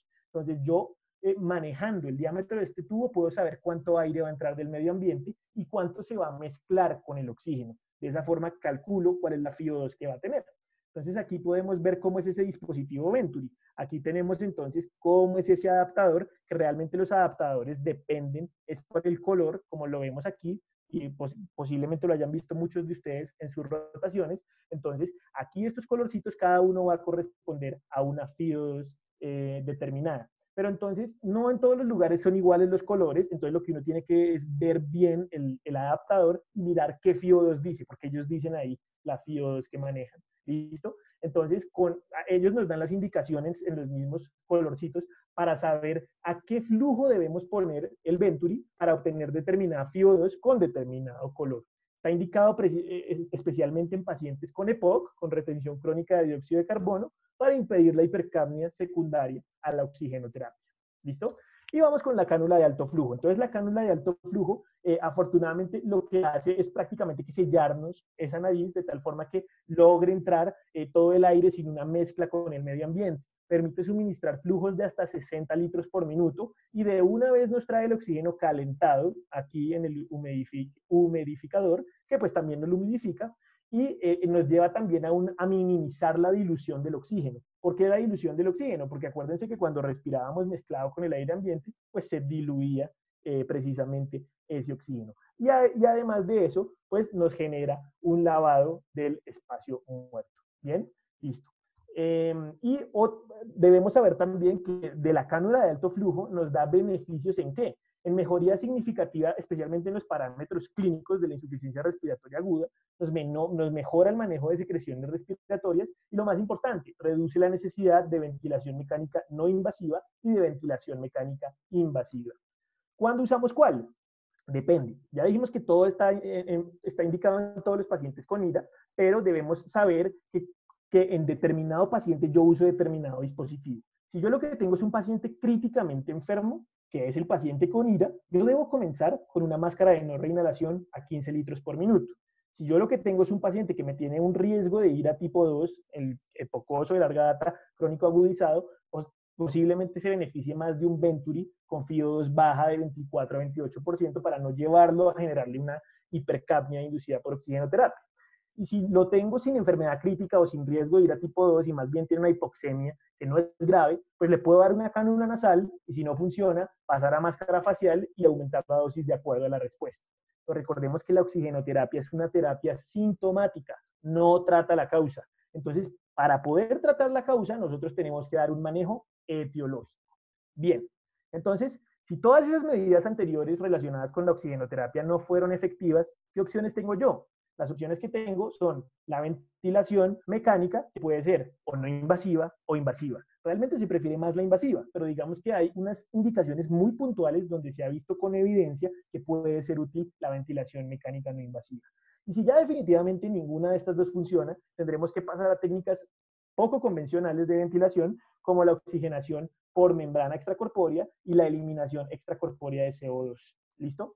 Entonces, no vamos a profundizar mucho en los aspectos de ventilación mecánica, solo nos vamos a limitar a las indicaciones. En algún momento haremos una charla en el INIC donde nos dediquemos a estudiar la ventilación mecánica.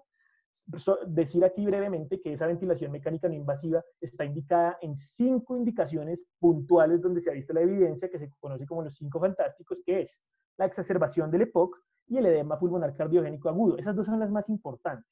Las otras 3, neumonía en pacientes inmunocomprometidos, destete del paciente con EPOC después de una ventilación invasiva y la prevención o extubación de un paciente que haya tenido una IRA. Entonces, en estos pacientes se benefician mucho de la ventilación mecánica no invasiva y se inicia potencialmente en estas indicaciones o cuando el paciente que tenía signos de dificultad respiratoria y le dimos oxigenoterapia no fue suficiente y tuvimos que pasar a ventilación mecánica no invasiva. Entonces, ahí es cuando lo comenzamos. Y para poder comenzarlo deben existir ausencia de contraindicaciones para la ventilación mecánica no invasiva. ¿Como cuáles contraindicaciones? Que yo necesite proteger la vía aérea, que yo tenga una incapacidad para adaptarme a la interfaz, que tenga una alta gravedad de la enfermedad, por ejemplo, un paro cardiorrespiratorio, una falta de cooperación del paciente o una ventilación mecánica no invasiva no efectiva. Esas serían las indicaciones de ventilación mecánica no invasiva. Y en el contexto del paciente, por ejemplo, epocoso, como nos lo muestra la guía GOLD 2019, estos serían los criterios e indicaciones para iniciar la ventilación mecánica no invasiva. Que esté post-paro cardiorrespiratorio, que haya una alteración del estado de conciencia por sedación, broncoaspiración, inhabilidad para remover secreciones, inestabilidad hemodinámica sin respuesta a fluidos y vasoactivos, y arritmias ventriculares o supraventriculares severas. Esas serían las indicaciones para iniciar estos tipos de ventilación mecánica. Si eso ya no responde, entonces posiblemente ese paciente se esté enfrentando a una hipoxemia refractaria que está definida a partir de estos criterios. Que tenga una PaO2 menor a 60, que es que tenga IRA, que tenga una PAFI menor a 200 a pesar de una FIO2 mayor al 60%, o sea que yo le esté dando más del 60% de FIO2 y no responda, y que tenga una presión positiva al final de la expiración mayor o igual a 15 centímetros de agua. Esa es la definición de hipoxemia refractaria. Si el paciente está con una hipoxemia refractaria, posiblemente requiera el inicio de modos no convencionales de ventilación, como los que tenemos planteados aquí, como la oxigenación por membrana extracorpórea, que tiene unas indicaciones puntuales y un poco más estrictas, la eliminación extracorpórea de dióxido de carbono y la ventilación en decúbito prono. Si yo pongo el paciente boca abajo, lo que va a pasar es que el corazón va a quedar pegado pues a la camilla en la que esté acostado. Si yo lo tengo en decúbito supino, ese corazón le pesa los pulmones y lo oprime esos pulmones, quita potenciales sitios de reclutación de sacos, perdón, de reclutamiento de sacos alveolares. Entonces, por eso en decúbito prono despejamos posibles sitios para reclutar y se benefician los pacientes con hipoxemia refractaria. Y de esta forma terminamos nuestra charla, muchachos. Espero que les haya gustado mucho. Damos paso a la sesión de preguntas. Entonces, pues antes de dar paso a la sesión de preguntas, me gustaría mucho que pues el doctor Francisco Naranjo, quien está presente con nosotros el día de hoy, nos diera unas palabras acerca de por qué considera él que este tipo de enfermedades es muy importante para el conocimiento de nosotros, los futuros médicos generales. Buenas noches a todos, buenas noches Santiago. Lo primero, felicitarlo. Una excelente exposición, plasmó muy bien todo lo que se quería, los objetivos de la insuficiencia respiratoria aguda. Este es un muy buen ejemplo de cómo todo eso que aprendimos en fisiología se aplica realmente en la clínica. A veces uno cree que la fisiología va por otro lado y la clínica va por otro. No, no. Esto es un muy buen ejemplo de cómo podemos aplicar nosotros la fisiología en clínica. Para los neumólogos y los que trabajamos en cuidado intensivo, sabemos que gran parte de lo que hacemos es basado en fisiología. Nosotros medimos muchas cosas y con base en esas mediciones tratamos de establecer qué se ha desarreglado y con base en eso tratamos de ajustar lo que haya que hacer. Muy importante todo lo que nos presentó. Siempre piensen que debe partir todo de una buena historia clínica. Eso sigue siendo la base de la medicina. Y con esa historia clínica ustedes establecen una probabilidad pretest de qué es lo que puede tener el paciente que yo estoy viendo. Lo que seguiría es una oximetría de pulso, eventualmente unos gases arteriales y muy posiblemente una radiografía de tórax. No quiero repetir ya todo lo que dijo Santiago, que está muy bien, pero si ustedes tienen una falla respiratoria hipoxémica, la radiografía de tórax les da dos escenarios. Falla respiratoria aguda hipoxémica con radiografía de tórax normal o con radiografía de tórax anormal. La radiografía de tórax normal nos ubica en pocas enfermedades. Enfermedades de la vía aérea, que esté hipoventilando el paciente, que tenga un tromboembolismo pulmonar o que tenga cortocircuitos reales, es decir, cortocircuitos intracardíacos o malformaciones arteriovenosas. Casi siempre en la práctica lo dividimos en dos: vía aérea, es decir, que tenga un broncoespasmo significativo, o tromboembolismo pulmonar. Y muchas veces es el único hallazgo que tenemos para pensar en una enfermedad tan grave como una tromboembolia pulmonar. Nos llega un paciente hipoxémico con una hipoxemia y una dificultad respiratoria aguda, hacemos una radiografía de tórax y está todo totalmente normal, pues una de las cosas que debemos pensar es en tromboembolismo. Lo segundo es cuando la radiografía de tórax está anormal, pues ahí ya podemos ubicar si hay ocupación alveolar, si hay atelectasia, si hay masas, si hay enfermedad intersticial, ya nos ayudarían pues otra serie de hallazgos. También quería recalcarles que siempre ese numerito de la PaO2, de la presión arterial de oxígeno, véanlo a la luz de cuánta FiO2 le están dando al paciente. No es lo mismo que ustedes tengan 80 milímetros de mercurio con un paciente respirando 21%, a tener los mismos 80 milímetros de mercurio respirando 100%. Entonces siempre hagan lo que se llama el índice de Kirby, que es que cojan la PaO2 y dividan sobre la FiO2. Por ejemplo, tengo un paciente que tiene 80 de PaO2 y está respirando un Venturi al 50%. 80 lo divido en 0,5, eso me daría 160. Y eso es lo que vamos a llamar la PAFI. Y esa PAFI hablamos de hipoxemia cuando está por debajo de 300. Probablemente en Bogotá 280 hacia abajo. Pero a nivel del mar y donde yo trabajo, que es en Bucaramanga, de 300 para abajo ya hablamos de hipoxemia. Y podríamos clasificarle en leve, moderado, severo, si está por entre 200 y 300, entre 100 y 200 o menos de 100. Pero siempre, por favor, traten de ver ese nivel de oxígeno con la FiO2. Si no tienen gases arteriales, hagan lo que se llama la SAFI, que es coger la saturación arterial y dividirla sobre FiO2. Normalmente debe ser mayor a 315, pero si está por debajo de 315, pues hablamos de hipoxemia también. Está muy bien presentado, yo no tengo pues ningún otro comentario. Hay muchas cosas adicionales que son difíciles de explicar, que Santiago las explicó muy bien. No todos manejan los conceptos de toda esta cantidad de fórmulas, pero si ustedes se ponen a ver, él la hizo muy sencilla para tratar de involucrar todos esos mecanismos fisiopatológicos y poder explicar muy bien qué es lo que tiene mi paciente. Si yo entiendo muy bien cuál es la fisiopatología de lo que está pasando, puedo ponerle después un apellido de enfermedad a lo que tiene y con ese apellido de enfermedad puedo intentar hacer algún tipo de manejo. Recordar también para terminar que el oxígeno es un medicamento. Al ser un medicamento tiene una dosis, tiene todo lo que los preceptos de un medicamento, de efectos secundarios y tenemos que ser muy estrictos con esto. Ponemos la mínima cantidad de oxígeno con la cual logremos obtener al menos 90% de saturación. Eso es lo que ponemos. Y ya nos mostraron las diferentes formas de oxigenar al paciente. Si no logramos los objetivos, nos vamos a ventilación mecánica y si eventualmente no logramos los objetivos, nos vamos a un respirador, que serían los oxigenadores de membrana extracorpórea. Y siempre buscar la causa y manejar pues la etiología que está llevando a la insuficiencia respiratoria del paciente. Nuevamente lo felicito, Santiago, muy bien la revisión. No es fácil este tema, pero está muy bien revisado. No sé si tengan alguna pregunta, si yo les pueda ayudar en algo. Muchísimas gracias, doctor, por sus palabras. Excepcionales sus aportes. Estoy muy agradecido. Le agradezco porque aprendí mucho con usted en la preparación de esta charla y agradezco mucho al público que se quedó hasta el final porque sé que puede llegar a ser un tema denso, pero que es muy chévere si realmente uno lo logra entender y que finalmente a la larga pues le permite desempeñarse correctamente a uno en la clínica. Entonces creería que pues vamos a dar lugar a la sesión de preguntas. La va a moderar nuestra presidenta Ana María. Entonces, Ana. Bueno, buenas noches para todos nuevamente. Reiterar las palabras del doctor Santiago, muchas felicitaciones y muchas gracias por compartir con nosotros este tema tan importante y al doctor por todos sus aportes. Recuerden que las preguntas las pueden ir dejando en el chat. A mí ya me enviaron algunas, entonces voy a pasar a dar la lectura y pues Santiago o el doctor pues la respuesta. La primera de ellas dice, en pacientes tabaquistas crónicos, ¿cómo se verían afectados los valores de presiones, volúmenes, entre otros? En general, como los valores. Sí. Bueno, Santiago, ¿la quiere contestar o la contesto?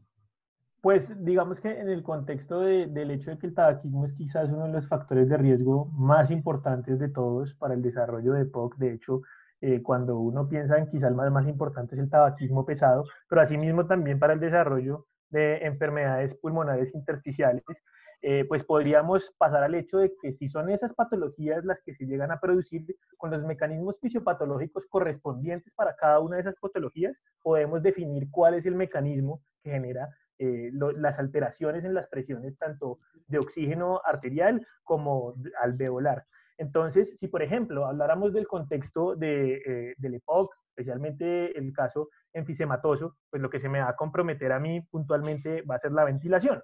Entonces, en ese orden de ideas, pues estaríamos generando un efecto espacio muerto que pues nos lleva a que haya una disminución de la presión arterial de oxígeno.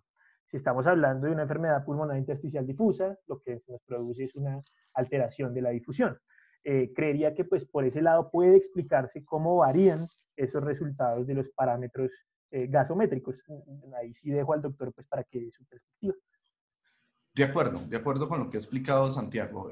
Inicialmente el cigarrillo pareciera que no da alteraciones inicialmente o tempranamente, pero el problema lo vamos a ver al cabo de un tiempo en el cual se va generando pues toda una cantidad de cambios inflamatorios en pulmón, toda una cantidad de cambios a nivel del endotelio vascular que va a empezar a afectar muchos órganos y sistemas. Entonces, desde el punto de vista pulmonar, lo principal es que nos va a generar lo que llamamos la enfermedad pulmonar obstructiva crónica, nos va a disminuir la ventilación del alvéolo manteniendo la perfusión, nos puede generar adicionalmente atrapamiento aéreo significativo con aumento del espacio muerto. Inicialmente vamos a tener hipoxemias, pero tardíamente empezará a producirse hipercapnia, o sea, desdobla o trayendo a colación los mecanismos fisiopatológicos. Inicialmente lo que tenemos es unas unidades de baja relación ventilación-perfusión que nos van a causar hipoxemia, que mejoran fácilmente con oxígeno a bajo flujo, y vamos a tener tardíamente aumento de espacio muerto por atrapamiento aéreo que nos va a dar hipercapnia. Y en esos momentos pues tendríamos que utilizar broncodilatadores, generalmente de acción prolongada, y otra serie de medidas de rehabilitación pulmonar, etcétera, y muchas veces incluso ventilación mecánica no invasiva domiciliaria para tratar de manejar esas fases tardías. Adicionalmente, nos va a comprometer el gasto cardíaco porque esto nos va a generar muchas veces enfermedad arteria coronaria con diferentes grados de cardiopatía isquémica. Y si recuerdan, una de las fórmulas que mostró Santiago, el aporte tisular de oxígeno es dependiente también del gasto cardíaco, o sea, depende del gasto cardíaco, de la hemoglobina y de la saturación. Si yo tengo un mal gasto cardíaco, no voy a tener suficiente oxígeno a los tejidos y lo que va a regresar de oxígeno al pulmón es más bajo y no voy a ser capaz de oxigenar. O sea, por muchos mecanismos el cigarrillo nos va a hacer daño. Alteración de la relación ventilación-perfusión, alteración del gasto cardíaco, fuera de otra serie de cosas que hace a nivel de carboxihemoglobina, etcétera, que compite también con el oxígeno a nivel de sangre periférica. Gracias, doctor. Bueno, creo que hay una pregunta muy similar a esa, que es también la afección de los valores de las presiones, de los volúmenes, pero en pacientes de atletas de alto rendimiento. ¿Qué sería Ya. lo esperado? En ese caso, pues digamos que por la fisiología lo que uno pensaría es que pues evidentemente el músculo cardíaco está mucho más desarrollado en estos pacientes, por lo tanto la fuerza con la que ese músculo cardíaco se va a contraer va a ser mucho mayor que la de pues un paciente promedio. Entonces, ¿eso a qué nos va a llevar? A que con una menor frecuencia cardíaca pues pueda tener una suficiente perfusión y un correcto aporte de oxígeno a los tejidos. Ahora, eso sería desde la perspectiva cardiovascular. No tendría muy claro si realmente exista una alteración en los valores de las presiones de oxígeno. Ahí sí pasaría que el doctor nos hable de eso. De acuerdo, no, en sí no se afecta la presión arterial de oxígeno. Hay todo una, digamos, una parte de la neumología que se encarga del ejercicio cardiopulmonar. De hecho, hacemos una prueba que se llama así, ejercicio cardiopulmonar integrado, donde hay una serie de factores que se van, digamos, alterando, pero muy parecido como lo que ocurre en el corazón, lo que hace el atleta entrenado, por un lado, cambia el tipo de fibras musculares, o sea que sus músculos se vuelven mucho más eficientes, obviamente. Por otro lado, lo que hace el atleta entrenado es que no tiene necesidad de hacer tanta frecuencia respiratoria, tiene buen volumen corriente con menos frecuencia respiratoria. Si ustedes se fijan, cualquiera de nosotros que no somos atletas nos ponen a correr 100 metros y llegamos respirando como un perrito, es decir, con respiraciones rápidas y superficiales. Un atleta logra mantener menos frecuencia respiratoria con muy buen volumen corriente. Disminuyen también la cantidad de espacio muerto. Ellos tratan de hacer un poquito de hiperoxemia, un poquito y alcalosis, algo de alcalosis respiratoria. Pero en términos generales, los niveles en sangre se mantienen adecuados. Hay una optimización del gasto cardíaco que hace que se perfundan mejor los tejidos y hay una utilización mejor por la célula muscular del oxígeno porque cambian el tipo de fibras musculares. Eso se ve también cuando se ingresa a programas de rehabilitación pulmonar. Eso hay evidencia suficiente con biopsias de músculo, donde después de un programa de 6 a 8 semanas logra uno cambiar el tipo de fibras por unas que son mucho más eficientes, consumen menos energía y tienen mejor destreza. Listo, muchísimas gracias, doctores ambos. La siguiente pregunta dice, ¿cómo es el manejo terapéutico u oxígeno terapéutico en pacientes con shunt? Bueno, pues Sí, digamos que yo creería que la forma de saber que el paciente tiene un mecanismo de shunt es habiéndole dado oxígeno primero, porque pues digamos que tenemos que partir de que el criterio es que no responda a oxígeno. Para saber si no responde a oxígeno, pues hay que habérselo dado inicialmente. Digamos que pues el tratamiento tendría que estar orientado puntualmente hacia la etiología, creería yo, no sé qué opina el doctor. de acuerdo. Entonces, digamos que ubiquémonos en dos tipos de cortocircuito. Uno es el cortocircuito anatómico. Por ejemplo, un paciente que tenga una CIA o una CIB y que tenga cortocircuito de derecha a izquierda. Lo correcto, si cumple criterios, porque hay unos criterios para eso, sería quitar el cortocircuito. O sea, llevarlo a un procedimiento bien sea endovascular, un procedimiento abierto para cerrar ese cortocircuito, repito, si cumple pues los criterios para eso. Sin embargo, desde el punto de vista médico, antes de eso, estos pacientes, como estos son procesos crónicos, ellos se van adaptando a estar con hipoxemias. Solo que hay situaciones y momentos en los cuales se descompensan y se empeoran y se agudizan esas hipoxemias. Afortunadamente no tienen cortocircuito del 100%. ¿Qué quiere decir eso? No toda la sangre del lado derecho pasa al lado izquierdo. Un poco de sangre alcanza a pasar por el pulmón. Entonces lo que usamos es fracciones inspiradas relativamente altas de oxígeno para lograr llevarlo a las metas de saturación que él tiene previamente. Esos pacientes, dependiendo del cortocircuito, manejan 75-80% de saturación y con eso viven bien. Entonces, lo correcto es cerrar el cortocircuito si lo podemos hacer, poner oxígeno para llevarlo a los niveles que él está acostumbrado a manejar de oxígeno. Ese es un escenario. Pero el otro escenario es el cortocircuito por enfermedad de la alvéolo pulmonar, es decir, lo que llamamos ocupación alveolar.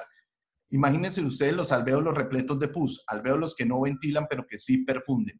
En ese caso usamos también fracciones inspiradas altas de oxígeno, generalmente máscaras de no reinhalación, o utilizamos Venturi al 50%. Si con eso no logramos las metas de oxigenación, usamos una cánula de alto flujo. Y si con eso no logramos las metas de oxigenación, llevamos al paciente a ventilación mecánica. ¿Y cómo oxigenamos al paciente en ventilación mecánica? Tratando de reclutar alvéolos que se dejen abrir. Y para eso utilizamos estrategias como la presión positiva al final de la expiración, que algo nombró ahí Santiago, que es lo que llamamos el PEP o PIP, básicamente. Entonces, esas serían como las estrategias. Cuando hablamos de que no responden a oxígeno, lo que estamos diciendo es que necesitan concentraciones muy, muy altas de FiO2 para lograr mínimos cambios de oxigenación. Entonces, si yo tengo un paciente que le puse una máscara de no reinhalación que me da 70% de FiO2 y estaba en 70 la saturación y me sube a 75%, ese paciente, su mecanismo fisiopatológico es un cortocircuito. Tengo el mismo paciente, 70% de saturación, le pongo una máscara de no reinhalación y me sube a 95%, probablemente sea simplemente una alteración de la relación ventilación-perfusión, pero no cortocircuito. Entonces, algo responden al oxígeno, no completamente. Tenemos la posibilidad de hacer manejo quirúrgico cuando esté indicado y cuando es una enfermedad pulmonar, pues manejaríamos el tema con más concentración de oxígeno y obviamente con ventilación mecánica. Recordar de todos modos que el oxígeno es tóxico y idealmente no deberíamos usar fracciones inspiradas por encima del 60% por un tiempo largo, básicamente eso.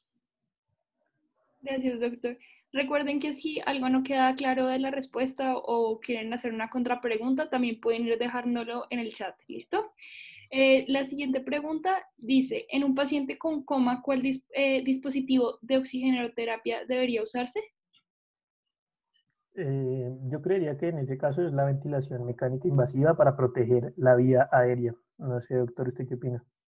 De acuerdo, habría que mirar cuál es la causa del coma también, porque, por ejemplo, un paciente que llega con hipercapnia y que su hipercapnia le alteró el nivel de conciencia, pues probablemente se podría intentar una ventilación mecánica no invasiva para barrer el CO2 y que el paciente se pueda, digamos, despertar. O un paciente que llegó porque tuvo una dosis de opioide exagerada, pues le puede poner un poquito de naloxona, o porque llegó porque se le fue la mano con algunas benzodiazepinas, pues uno manejaría esa parte. Pero si es un coma estructural, por ejemplo, un trauma craneoencefálico con un Glasgow por debajo de 8, lo correcto es lo que dice Santiago, garantizamos vía aérea, es decir, intubamos al paciente. En términos generales, si es un coma diabético o este tipo de cosas y el paciente no está desaturado, pues no necesita oxígeno. Si estuviera desaturado, depende de la frecuencia respiratoria y qué tanta desaturación tenga. Si la frecuencia respiratoria no es muy alta y las saturaciones no son muy bajas, una cánula nasal iría perfecto. Pero si el paciente está taquipnéico, con saturaciones o desaturaciones importantes, un sistema de alto flujo sería mejor, es decir, un Venturi nos iría un poco mejor. Pero sí es muy importante tener presente que todo paciente con coma corre el riesgo de broncoaspirarse. Entonces, tenemos que mirar si ese paciente hay que garantizarle o no la vía aérea. En ese caso, tendríamos que intubarlo. Ok, gracias, doctores. La siguiente pregunta dice, una vez iniciada la ventilación mecánica no invasiva, ¿existe un tiempo establecido para determinar la respuesta al tratamiento y decidir el paso a ventilación mecánica invasiva? Sí, La de respuesta sí se acuerdo. la dejo al doctor. Sí, sí, de acuerdo. La ventilación mecánica no invasiva, digamos que es uno de los avances grandes en el manejo del cuidado crítico. Y llevábamos más o menos en el mundo como unos 20 años tratando de hacer ventilación no invasiva y buscando cuál sería como el mejor escenario. Dos son definitivamente las que tienen suficiente evidencia y que podríamos decir que sería mala práctica no hacerlo, que son los pacientes con EPOC agudizado que no respondieron a la terapia usual de broncodilatadores, corticoides, etcétera, y los pacientes con edema pulmonar cardiogénico que tampoco respondieron pues a la terapia usual de nitroglicerina, diurético, morfina, en fin, todo lo que se hace para esos pacientes. Entonces, la ventilación no invasiva consume tiempo médico, tiempo enfermera y tiempo terapista. Uno no puede prescribir, irse y dejar al paciente ahí. No es fácil lograr acoplar al paciente a la máscara de ventilación no invasiva. Y hay que ir mirando pues una serie de cosas. Entonces, la primer premisa es, si el paciente necesita intubarse, hay que intubarlo. Es decir, si el paciente está en paro, tengo que intubarlo. Si el paciente tiene un trastorno ácido básico severo desde el punto de vista de acidosis metabólica, tengo que intubarlo. Si el paciente está choqueado, tengo que intubarlo, es decir, si está inestable hemodinámicamente. Es decir, al que tengo que intubarlo, lo intubo. Pero el que no haya necesidad de intubarlo, es decir, que no tenga contraindicación para la no invasiva porque todavía defiende y protege su vía aérea superior, pues ese paciente le pongo la ventilación no invasiva y lo puedo observar de 20 minutos a 1 hora. Yo observo que vaya mejorando el distrés respiratorio del paciente, es decir, que pase la taquipnea, que mejore el volumen corriente, y acostúmbrense a ver el esternocleidomastoideo. Cuando está fatigado el diafragma, el que sale siempre a ayudarlo es el esternocleidomastoideo. Entonces, si yo logro que ese esternocleidomastoideo deje de funcionar, empiece a mejorar el volumen corriente, baje la frecuencia respiratoria, estoy dándome cuenta que ese paciente va respondiendo. En la ventilación mecánica, si es por EPOC, la ventilación mecánica, las gráficas nos pueden servir si va mejorando el broncoespasmo o no, porque el ventilador me hace curvas de flujo-volumen. Entonces, con base en eso voy mirando. Y dependiendo de la respuesta, le puedo hacer unos gases a la hora más o menos. Si el paciente a esa hora veo que no respondió, que se deterioró, que está más taquicárdico, más taquipnéico, está desaturado, con más trabajo respiratorio, lo intubo. Pero si el paciente veo que va respondiendo, me espero. Y espero el tiempo suficiente hasta en el cual mejore el paciente para poder quitar esa ventilación no invasiva. Y puedo seguirle haciendo ciclos las veces que necesite en el día de ventilación no invasiva. Es un poco complejo la no invasiva, es a veces más fácil para todos y más práctico intubarlo, pero cuando intubamos un paciente con EPOC agudizado, es muy difícil después sacarlo del ventilador. Entonces, intentamos a toda costa tratar de manejarlo con no invasiva, pero sin poner en riesgos al paciente. Entonces, tenemos que tener muy claro cuál es el punto en el cual no debemos como encarnizarnos a hacer no invasiva y definitivamente decimos, mire, este paciente lleva 1 hora, no se acopló, está peleando con el ventilador, está taquipnéico, está desaturado, tiene trabajo respiratorio aumentado, le hice unos gases y está más hipercápnico, se va a ventilación mecánica invasiva. Listo, gracias, doctor. La siguiente pregunta que tenemos es si dice una persona que si le pueden explicar la diferencia entre el SDRA y una insuficiencia respiratoria aguda. Sí, de acuerdo. La insuficiencia respiratoria aguda, tal como se explicó, es la incapacidad del pulmón para llevar oxígeno o sacar gas carbónico. Eso es una forma sencilla de entender la insuficiencia respiratoria. Y tiene muchas etiologías.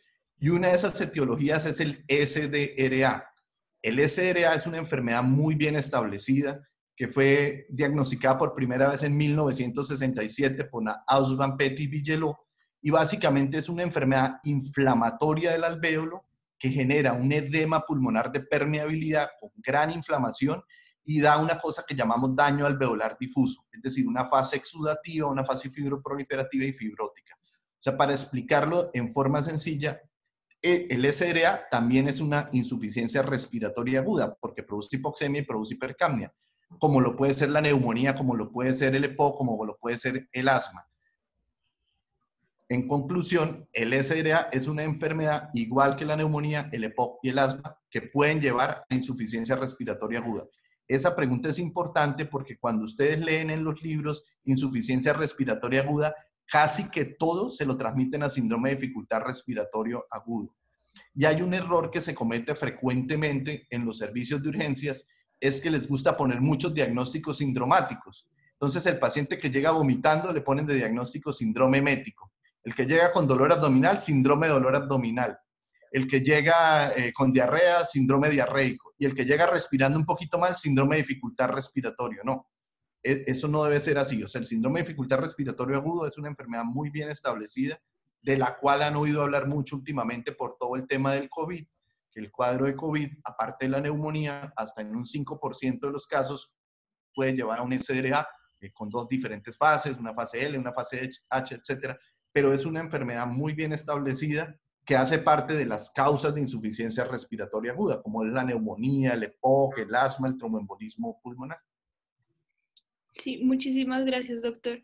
La siguiente pregunta que hacen es, ¿hay algún manejo recomendado para la hipoventilación por baja elastancia, como el enfisema, más allá de la oxigenoterapia?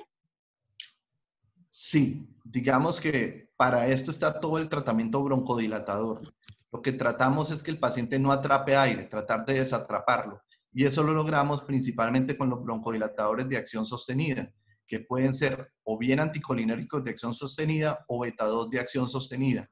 Adicionalmente, contamos con una serie de programas de rehabilitación pulmonar que buscan mejorar gran parte de toda esta dinámica alterada muscular del paciente. Y adicionalmente con oxigenoterapia a bajo flujo en el momento en que se necesita, es decir, cuando el paciente cumpla criterios de insuficiencia respiratoria crónica. Esos pacientes, la única estrategia real que impacta en sobrevida es la oxigenoterapia, pero cuando está indicado. Entonces es un conjunto de medidas: dejar de fumar, hacer ejercicio, ingresar a un programa de rehabilitación pulmonar, todo el tema del manejo broncodilatador, especialmente con broncodilatadores de acción larga, muchas veces la mezcla de esos dos, en menor proporción los corticoides inhalados, cada vez tratamos de usarlo menos por mayor riesgo pues, de neumonía en este tipo de pacientes, todo el tema de la vacunación, etcétera. Eso sería lo que habría que hacer con estos pacientes. Listo, doctor. Muchas gracias. La siguiente pregunta que hacen es, ¿la ventilación en prono sirve independientemente de la causa fisiopatológica de la insuficiencia respiratoria? Sí, es una buena pregunta. La verdad se ha estudiado más cuando hay ocupación alveolar. O sea, cuando el mecanismo fisiopatológico es alteración de la relación ventilación-perfusión hacia el lado de bajas unidades de ventilación-perfusión. Pero también mejora la hipercapnia en los pacientes. O sea, no solo mejora la hipoxemia, sino que mejora también la hipercapnia. Tal vez donde más se ha estudiado precisamente es en el síndrome de dificultad respiratorio agudo.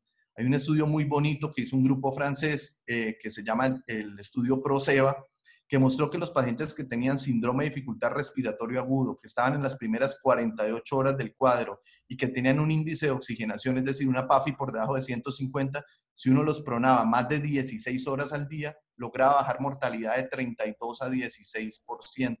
Eso es bastante contundente para una cosa tan sencilla como voltear a un paciente. Entonces, el prono, hagámoslo mucho más para los que tienen fallas respiratorias hipoxémicas, principalmente, falla respiratoria hipoxémica. Con el tema del COVID, pues han surgido muchas estrategias. Antes solo lo usábamos en pacientes ventilados, pero ahora nos hemos dado cuenta que poniendo oxígeno y volteando al paciente también le va bien. O sea, no necesita estar en ventilación mecánica. Sin un paciente que está muy hipoxémico, que yo le pongo oxígeno y no mejora, puedo intentar hacerle simplemente que se voltee y se ponga boca abajo y eso le va a ayudar a mejorar dramáticamente su saturación. Listo, doctor, muchas gracias. La siguiente pregunta es, ¿el valor normal calculado con la edad del gradiente alveolo arterial cambia cuando tengo una FiO2 aumentada por la oxigenoterapia? De acuerdo, sí, muy buena pregunta. Ese gradiente alveolo-arterial solamente es útil si yo logré tomar los gases con una FiO2 del 21%. Cuando ya le tengo oxígeno, se me pierde ese valor. Entonces, ese valor que hablábamos de 10 más o menos 2, para dividir dos grupos. Por debajo de 10, todos los que están hipoventilando, y por encima de 10, las alteraciones de la relación ventilación-perfusión. Eso solo me sirve si logré tomar los gases antes de ponerle oxígeno, es decir, al 21%. De ahí para arriba se me altera totalmente. Ok, gracias, doctor. Las siguientes preguntas las agrupé, son más que todo como aclaraciones que nos piden. La primera de ellas dice, ¿es lo mismo hablar de falla e insuficiencia respiratoria aguda? Y un poco ligado dice, ¿existe falla tipo 3 y falla tipo 4? Sí, de acuerdo. Yo pienso que falla e insuficiencia es una cosa ahí como semántica. Realmente eso es lo mismo. En algunos libros van a encontrar, sobre todo en los libros en inglés, pues lo van a encontrar como falla. Pero falla e insuficiencia realmente para este tema es exactamente igual. Y la falla tipo 3 y tipo 4 sí existe también. Es otra clasificación adicional que se hace. La base es tipo 1 y tipo 2, es decir, hipoxémica o hipercápnica. Pero la tipo 3 es un subgrupo muy específico que corresponde a la falla respiratoria perioperatoria, es decir, la que ocurre en el transoperatorio o en el posoperatorio inmediato. Y tiene que ver básicamente con atelectasias y con alteración de la relación ventilación-perfusión que va a producir hipoxemia e hipercapnia. Y la tipo 4, que es muy importante, que la vemos mucho en cuidado intensivo, es la asociada al shock circulatorio. Y eso queda muy bien explicado con la fórmula que mostró Santiago al final del aporte tisular de oxígeno. O sea, si yo tengo una hipoxia porque tengo mal gasto cardíaco, mal hemoglobina, etcétera, pues ese paciente está con un aumento de su trabajo respiratorio y el poco oxígeno disponible lo están consumiendo los músculos respiratorios, el diafragma. Se sabe que hasta el 60% del oxígeno disponible lo consume el diafragma. Eso no es económicamente bueno para el paciente y en ese caso lo intubaría y lo sedaría para disminuir esa carga muscular respiratoria asociada a su acidosis metabólica y a todo el problema de su shock circulatorio en ese momento. O sea, en esto el pulmón está bien, lo que no está bien es el aporte tisular de oxígeno y lo que no está bien es que se está consumiendo oxígeno en el diafragma, cosa que no es buena. Yo necesito oxígenos para otro tipo de órganos vitales. Entonces uno podría decir que hay tipo 1 hipoxémica, tipo 2 hipercápnica, tipo 3 perioperatoria y tipo 4 la del shock circulatorio. Listo, doctor. Muchas gracias. La siguiente pregunta dice, estoy un poco confundido con respecto al mecanismo fisiológico de alteración de BQ y el shunt. ¿No es lo mismo? Santiago, no sé si quiera contestarla. Bueno, pues en ese caso, como lo habíamos planteado inicialmente, digamos que pues la alteración BQ va a responder principalmente a afectaciones que sean en regiones puntuales, pequeñas, en las que, por ejemplo, me lleve o a una BQ alta o a una BQ baja, esa región que haya sido afectada, y todas las demás regiones del pulmón van a responder en compensación a esa alteración. Entonces, cuando yo, por ejemplo, tengo una región con una BQ baja, las otras se me van a poner en una BQ alta. Eventualmente sí, el mecanismo al que puede responder puede ser el de una BQ baja por una afectación de la ventilación, que sería un efecto shunt, o que responda a una afectación de la perfusión, que hablaríamos de un espacio muerto. Pero en la medida que exista la posibilidad de que se dé esa redirección del flujo vascular a otras zonas que estén bien ventiladas, eso va a ser un mecanismo de alteración BQ principalmente porque va a responder a un oxígeno al 100%. Cuando uno plantea el teórico del shunt que no responde a oxígeno al 100%, es porque ese mecanismo ya no es suficiente. La afectación es tan grave que la sangre va a pasar a lo largo del pulmón sin lograr oxigenarse en ninguno de los lugares. Entonces, digamos que pues la situación teórica más clara, sin lugar a dudas, pues es la del shunt de derecha a izquierda, en donde sencillamente jamás visita el pulmón la sangre y no se oxigena. Entonces, pues creería yo que esa es la forma más práctica de comprenderlo. De acuerdo, sí. Básicamente, para reforzar un poco lo que está diciendo Santiago, todos son alteraciones de la relación ventilación-perfusión, solo que el cortocircuito es el extremo, es decir, no ventila, pero sí perfunde. Y el otro extremo es el espacio muerto, ventila, pero no perfunde. Y entre esos dos están zonas poco ventiladas y bien perfundidas, que sería baja relación BQ, y zonas de alta ventilación y baja perfusión, que sería zonas de alto BQ, que si se va al extremo sería espacio muerto y si se va hacia el otro extremo sería el cortocircuito. Hay una técnica que se hace que se llama gases inertes múltiples, que es una técnica que diseñó un médico que se llama Peter Wagner y que la trabaja otro, Emily Kemily y otra serie de especialistas, que es precisamente para saber el porcentaje de retención y excreción de cada gas y es el que nos dice exactamente la técnica de oro, cómo es la relación ventilación-perfusión. Pero en términos generales, son las 4 que ya se explicaron acá. Los dos extremos, espacio muerto y cortocircuito, y entre esos dos está zonas de baja ventilación y buena perfusión y zonas de alta ventilación y poca perfusión, que sería lo que llamamos BQ o alteración del BQ. Listo, muchas gracias, doctor. Hay otras dos preguntas. Una dice, ¿será que podrían recordar qué es el destete en pacientes con EPOC? Perdón. ¿El qué? Perdón. Destete en pacientes con EPOC. No sabría qué están haciendo referencia. Creo que con el destete, doctor, hacen referencia a cuando se le extúa al paciente.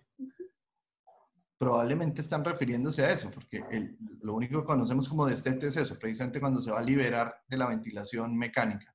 Entonces, seguramente está en uno de los mecanismos de la ventilación no invasiva.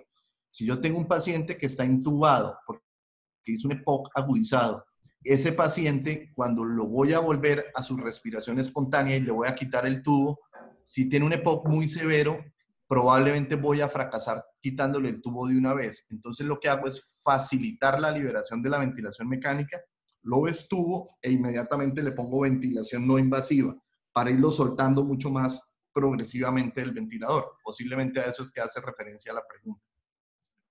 Sí, sí, señor. La siguiente pregunta es, pues nos piden el favor que si podrías, Santi, repetir la explicación de la hipercapnia inducida por oxigenoterapia, que si lo puedes hacer un poco como más sencillo, más práctico.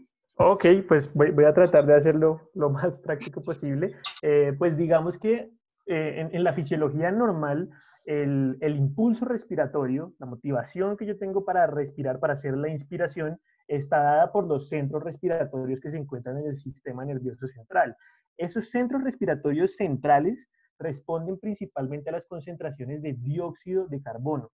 En esos pacientes que tienen una hipercapnia de larga data, donde su sangre ha estado durante mucho tiempo crónica con el CO2 elevado, esos receptores, esos quimiorreceptores centrales se van a desensibilizar. Entonces, ¿eso a qué va a llevar? A que esos centros respiratorios dejen de responder a las concentraciones de CO2 y pasen a un segundo determinante que va a ser el oxígeno. Entonces, ahora los centros respiratorios van a responder a las concentraciones de oxígeno. Entonces, por lo tanto, en ese tipo de pacientes, lo que los lleva a hacer el impulso respiratorio es que haya una hipoxemia.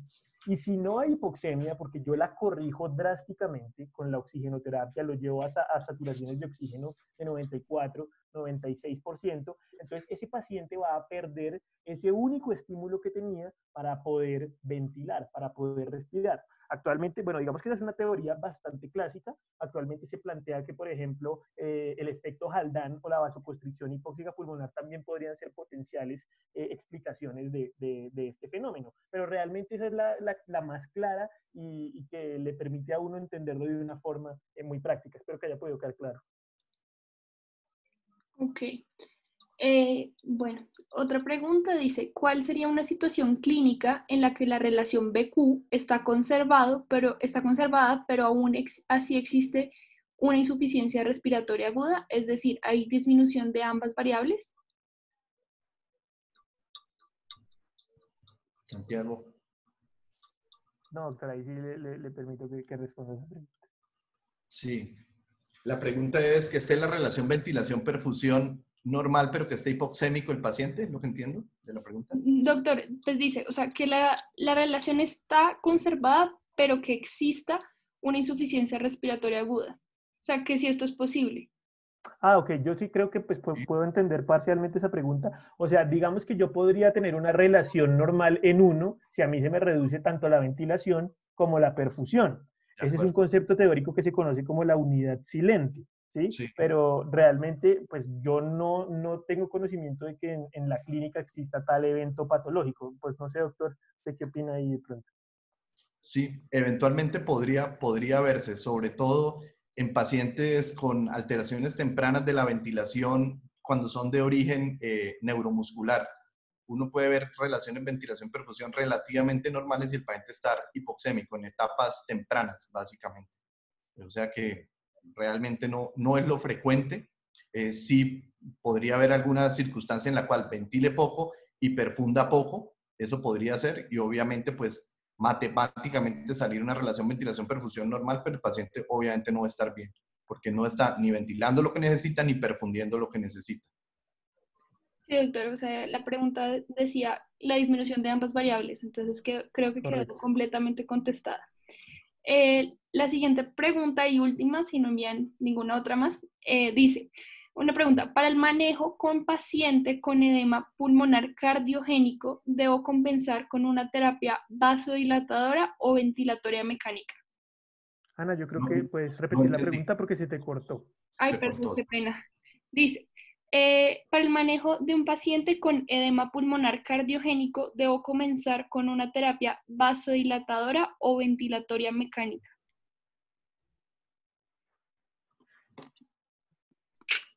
Santiago, si quiere contestar. Pues en el contexto del paciente con edema pulmonar cardiogénico, pues digamos que esa es una de las indicaciones que habíamos nombrado entre los 5 fantásticos de la ventilación mecánica no invasiva. Pero pues digamos que yo creería que si el edema pulmonar cardiogénico no es tan grave, es decir, si yo veo a mi paciente estable, pues yo podría iniciar pues con oxigenoterapia, no necesariamente abordarlo inmediatamente con ventilación mecánica no invasiva, no sé, el doctor ahí qué opine. Sí, totalmente de acuerdo. O sea, iniciamos siempre con terapia básica y médica, es decir, ponemos diurético, eventualmente si está hipertenso o alguna otra condición podemos poner algo de nitroglicerina para bajar un poco precarga, etcétera, y oxígeno. Si con eso es suficiente, la mayoría responden, pero si el paciente tiene un aumento del trabajo respiratorio, después de una terapia inicial, sigue mal, sigue desaturado, sigue diaforético, etcétera, con aumento de trabajo, pues yo le pondría la ventilación no invasiva. Eso es una cosa dinámica. Uno puede esperar 20 minutos, media hora que responda. La mayoría de los edemas pulmonares, por ejemplo, si llegó por una crisis hipertensiva, una vez controlo la crisis hipertensiva, mejora el edema pulmonar. Y otros son por sobrecarga, etcétera. Entonces, simplemente con el manejo usual responden. Pero si no responden, tempranamente le pongo ventilación no invasiva. Listo, doctor, muchísimas gracias. En el chat no encuentro ninguna otra pregunta, no sé si alguien más tenga alguna. Ana, aquí me enviaron una por el privado. Me dicen, pues doctor, buenas tardes. Los valores que mostró de la mascarilla aplican para todos los países. Yo realmente no estoy seguro. Yo creería que como se está hablando de fracciones inspiradas de oxígeno, pues deberían aplicar semejantemente pues en todas las alturas, porque la fracción inspirada no cambia. Pero pues no sé, doctor, ¿usted considera que si hay algún cambio respecto al país en el que se encuentra? No, no entendí la pregunta. ¿Cuál era la pregunta, Santiago? Sí, la pregunta dice, los valores que mostramos de la mascarilla, es decir, los de FIO2 que se administra supuestamente calculados con la mascarilla, ¿aplican para todos los países? Me imagino que refiere más, ¿aplica para todas las alturas? Eh, digamos que esas FIO2, la verdad, ninguna son exactas. Ninguna son exactas porque todas en mayor o menor medida se diluyen con aire. O sea, uno puede tener una concentración fija pensando que el Venturi le está dando todo el aire que usted necesita y todo el oxígeno que necesita, pero la máscara no queda hermética. Entonces el paciente va a mezclar aire por las ranuras de la máscara y eso nos va a diluir el aire. Imagínense uno dándole a un paciente 15 litros de oxígeno, que es lo que da un Venturi, poniéndolo con mucho flujo, y que el paciente tenga un flujo inspiratorio de 50 litros, pues va a diluir todos esos 15 litros en esos 50 litros de aire y nunca le va a dar la FIO2 que es. La única forma de garantizar una verdadera FIO2, o sea, real, es teniendo garantizada la vía aérea, es decir, intubé al paciente y por ese tubo le estoy pasando una mezcla conocida de aire y oxígeno. Es así, si yo pongo en un ventilador mecánico 50%, le estoy garantizando que el 50% de lo que le doy es aire y el otro 50% es oxígeno. Pero con ningún sistema se puede garantizar la FIO2 exacta. Entonces hay que tener mucho cuidado con eso, porque a veces uno se confunde y cuando hace cálculos de PAFI, etcétera, a veces quedan demasiado bajos los cálculos y resulta que yo pienso que le estoy dando 50% con el Venturi y posiblemente lo único que le estoy dando es 30 o 35%. Depende de qué tanto aire alcance a mezclar el paciente y me diluya el oxígeno. Entonces, más que por enfermedad o por alturas, es por la cantidad de aire que yo alcance a diluir de todo lo que estoy respirando. Recuerden nuevamente, esas máscaras no quedan herméticas. Siempre va a haber una fuga y un espacio por donde pase el aire. Yo creería que añadiendo ahí a la respuesta del doctor, tal vez pensándolo como otro posible orientación de la pregunta, digamos que lo que decíamos en la charla, los adaptadores de los colores pueden variar dependiendo del hospital en el que uno se encuentre o la pues, empresa que se los esté vendiendo. Pero lo que uno tiene que ver, pues, es en el adaptador cuál es la supuesta FIO2 que va a administrar, obviamente con todas las consideraciones que el doctor nos De acuerdo. acaba de Sí. decir. Tener claro eso, es aproximado. Eso no quiere decir que si dice 50 le voy a dar el 50%. Se aproxima, pero si mezclamos aire la cosa se nos enreda un poquito. Listo, muchas gracias, doctores. No sé si alguien más tenga alguna pregunta por hacer. Pues a mí no me enviaron más, Santi, no sé a ti. Sí, no me enviaron ninguna más, Ana. Bueno, entonces creo que damos acá por finalizada nuestra reunión. Darle pues muchas gracias nuevamente a Santiago y al doctor por acompañarnos el día de hoy. Sí, muchísimas gracias. Ahí en el chat les quedaron las redes sociales. Recuerden que esta revisión quedará grabada por si alguno quiere revisar la parte de las fórmulas y todo eso. Y pues muchísimas gracias. Muchas gracias por la invitación. Muy completo estuvo todo y me parece que hubo muy buenas preguntas del público y excelente. Me parece que es un muy buen ejercicio por parte pues, de los estudiantes. Excelente. Muy bien. Muchas gracias, doctor. Esperamos tenerlo futuramente en otras posibles charlas. Realmente sus intervenciones fueron magníficas, muy útiles para cada uno de nosotros. Estoy seguro y puedo hablar por todos. Esperamos que puedan asistir futuramente a otras charlas todos los que estuvieron aquí, los que estuvieron de otras universidades, que estuvieron inclusive de otros países. Desde México recibimos algunos visitantes. Aquí dejamos las redes sociales donde nos pueden encontrar y estar informados acerca de las futuras charlas que realizaremos. Les agradecemos mucho y nos veremos en una próxima ocasión. Perfecto. Muchas gracias. Buenas noches. Gracias, doctor. Gracias a todos.